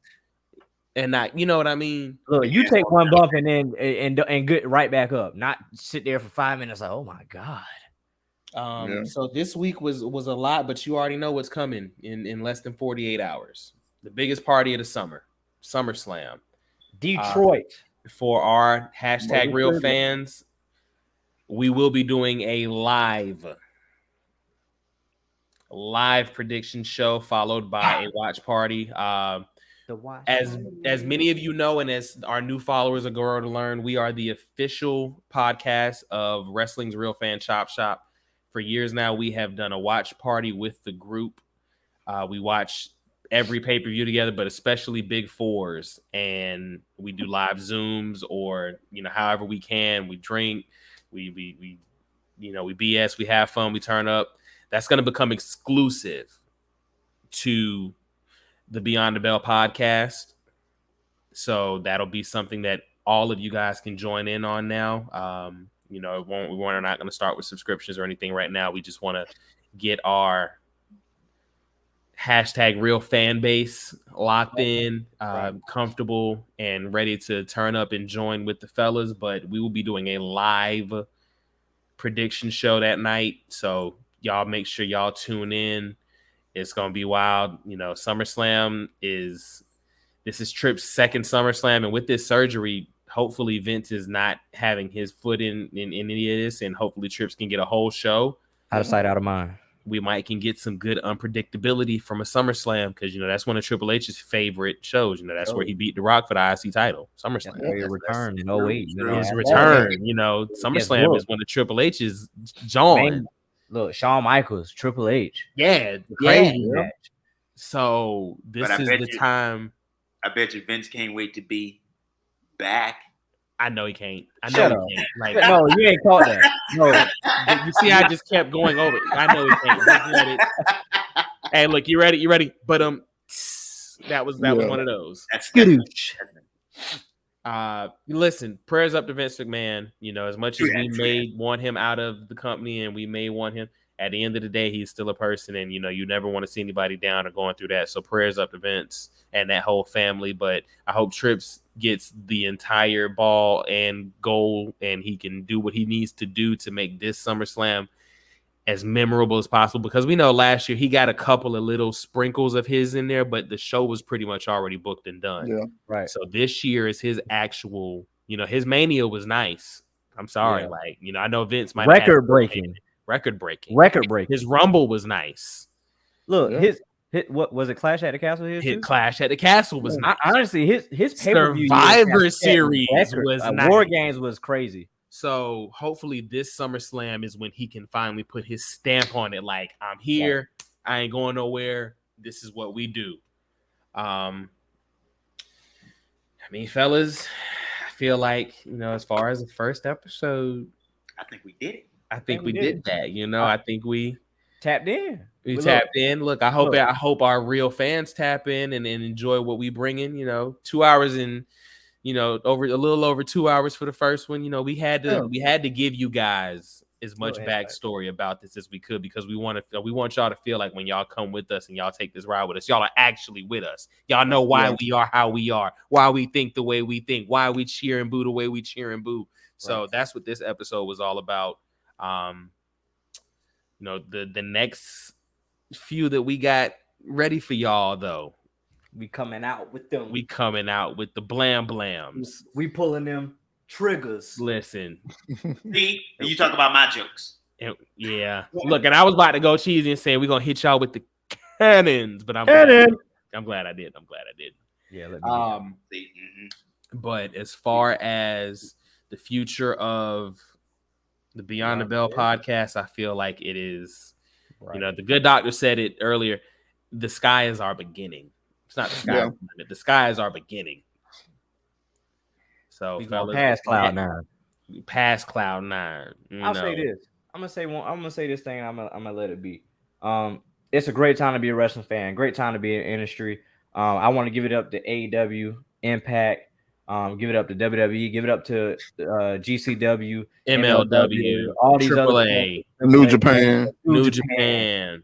It's been a great time for wrestling because it is at a boom, and I mean a crazy boom. Give a shout out to AML as well. I was gonna do that. AML, hey, we love AML. You know, love coming to the shows, and Right. you know, we're definitely gonna be locked in. Deadlock with Pro everybody. Wrestling. Like you know, we're gonna do our best. Viral Pro Wrestling down in Georgia, Fest Wrestling down in Florida. We're gonna try and shout out as many wrestling Right. organizations as we can, especially the independents, because Right. Yeah. that's the lifeblood Where of it this starts. industry. That's where it starts. You know, training. I did a little wrestling training. I took a couple bumps. I hit the ropes. It wasn't for me. My first body slam let me know. Hey, That I ain't- watch from a that ain't it. distance. I'm a fan. I'm not a That rapper. ain't it. That ain't it. Listen, because you know how when you knock the wind out yourself, it's a different feeling. Nah, that mat Look, that and mat you try gotta to get up snatch right your after? soul. You hit like that little boy in Can I that do something real quick? Exactly. But Look, that's you know, knock the respect, wind though. out yourself, silly. Yeah, But that's that's exactly because how I felt. No, not yet. Yeah, respect to not everybody yet. for Not that. yet. Look, Respect to everybody. we know what they got to do, Black. They know what they got to do. You know. Oh, Man. quickly, shout out to AEW for being close to selling out Wembley. Hey, man, good time to be a wrestler. Everybody, hey, you can love it or you can hate Great it, but thing it for is what it wrestling. is. Great time for WWE. Quarterly numbers came in. Great. Revenue is up. Record-breaking numbers. Record-breaking revenue. Live events is up. We got a Great. possible battle coming with the rights because USA no longer wants to pay what WWE wants. So we never know. We might have a bidding war. From my understanding, Warner Brother and Discovery are interested in WWE rights. That puts them right there with AEW. So then the content's got to match the creations. That's Right. gonna be crazy if that happens. I've heard rumblings of a Netflix deal going live. Like there's so much that Yeah. The market is Listen, crazy for the wrestling. market, wrestling is crazy right now. Wrestling period is at all-time high. Hey, shout out to Impact for getting ready to go on their UK tour, dog. Shout out to Impact and shout out to Trinity for giving them their highest views in the last 18 months. Yes, sir. Crazy. Welcome back, the walking weapon, Josh Alexander. Y'all are going to come to learn that he is one of my Yes, all-time sir. favorite wrestlers, Man, period. love I will be talking about him a lot on this cast. I'm a diehard fan. But Great shout guy. out to Impact for still staying around. Man, for this long with everything That's that an they went episode, through. dog. That's That's an an episode. No, Impact is an episode, especially episode. when we look at the fact that they lasted longer than WCW did. They lasted Crazy. longer than ECW did. Yeah. This is and it's still going, and they're still so many signing top talent. Right. Trinity, That's so whether many you want to admit it or not, is a top talent. Oh, Yeah. for sure. Yeah. And that ECW hurts though a little bit, but yeah. It does. I mean, in the WCW hurts. Me realizing Impact Yeah. lasted longer than WCW with Jeff Jarrett being the one that started, that hurts a little bit. But hey, Yeah, that's true. um, Oh, and Eric Young, welcome back. welcome back, yeah. Eric Welcome Young. back, Eric Young. Yeah. Salute to Eric Young for standing 10 toes down. My man said Now. he didn't want to work for Vince McMahon, so he said, "I'm not going to work for Vince McMahon," and he went back home. Yeah. Hey, My man respect got that. his bag from WWE for a couple months, for a year or so, It ain't for and me. peeled out. Kevin pushing. Respect Ate to some that. good Though. catering and Boy, shut up. did his thug. That's what he did. He was in catering. He was waiting. That's where he was at. Hey, Because eating from my them Zaxby's finger sandwich. What? Well, because from my understanding, Sanity was supposed to make a comeback. That's why they gave Nikki her theme kind of back, and they brought her. But he refuses to. He does not want to work for Vince, and I have to salute a man for standing on that principle. If you really say that, right, and you make a way out of no way for yourself and your, I gotta salute that all day. So salute to Eric Young. Respect that. I ain't mad at that. I'm not mad at him. I love it. Wrestling is at all-time high. I love everything. There are options and alternatives. And guys, hashtag real fans, y'all. Let's stop with the tribalism. If you love AEW, you can love AEW and not hate WWE. If you love WWE, love WWE, you don't have to hate on AEW. Impact fans are the most loyal fans on the planet. Why are we hating on Impact fans? GCW fans beefing with New Japan fans, unnecessary. AAA fans, oh yeah, I've seen a couple of comments that just don't make no sense to me. Ridiculous. That doesn't make sense to me. Facts. You know, AAA fans. Shout out to AAA fans. Who they hating on? CMLL? I don't think they hate. Maybe CMLL. I'd love to figure out exactly what's going on with this Roosh development, going back to AEW and having to beef with AAA and everything. But we're not. He signed his deal, right? He signed his deal, so it's like I want to know. I want one of those full introspective deep dives into what went on down in AAA. Because that's the key. For him to come stateside almost permanently, something happened. Something happened. Shoot, Wait, that which might one be you talking about? that. Roosh?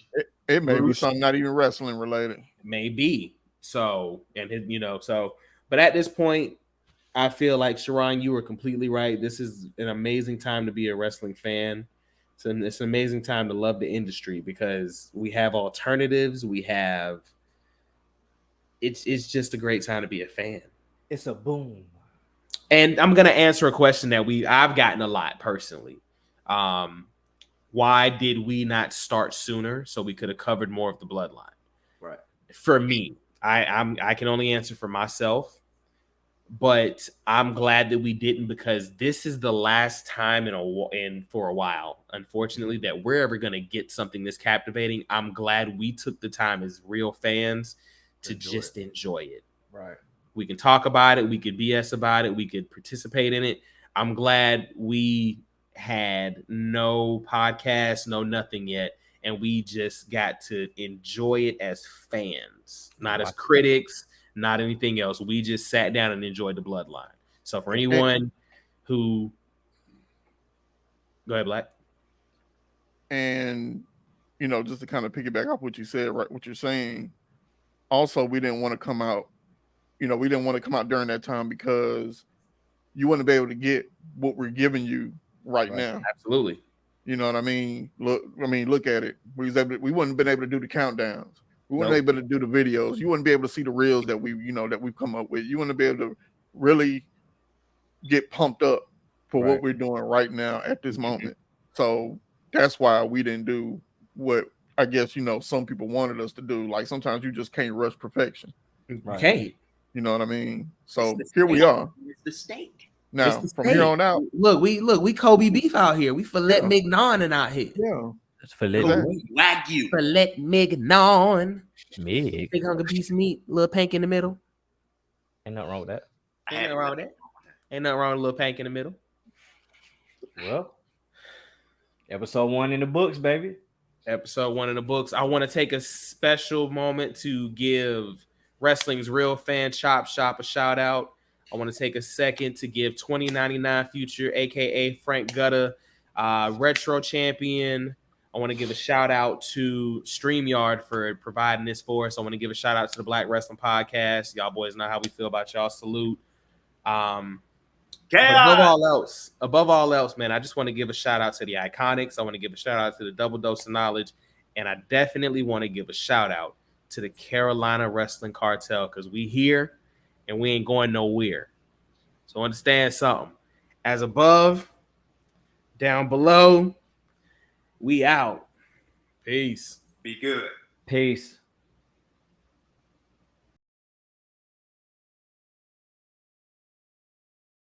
So you better fall in line. We seen enough of your BS. Now it's really our time. Keeping you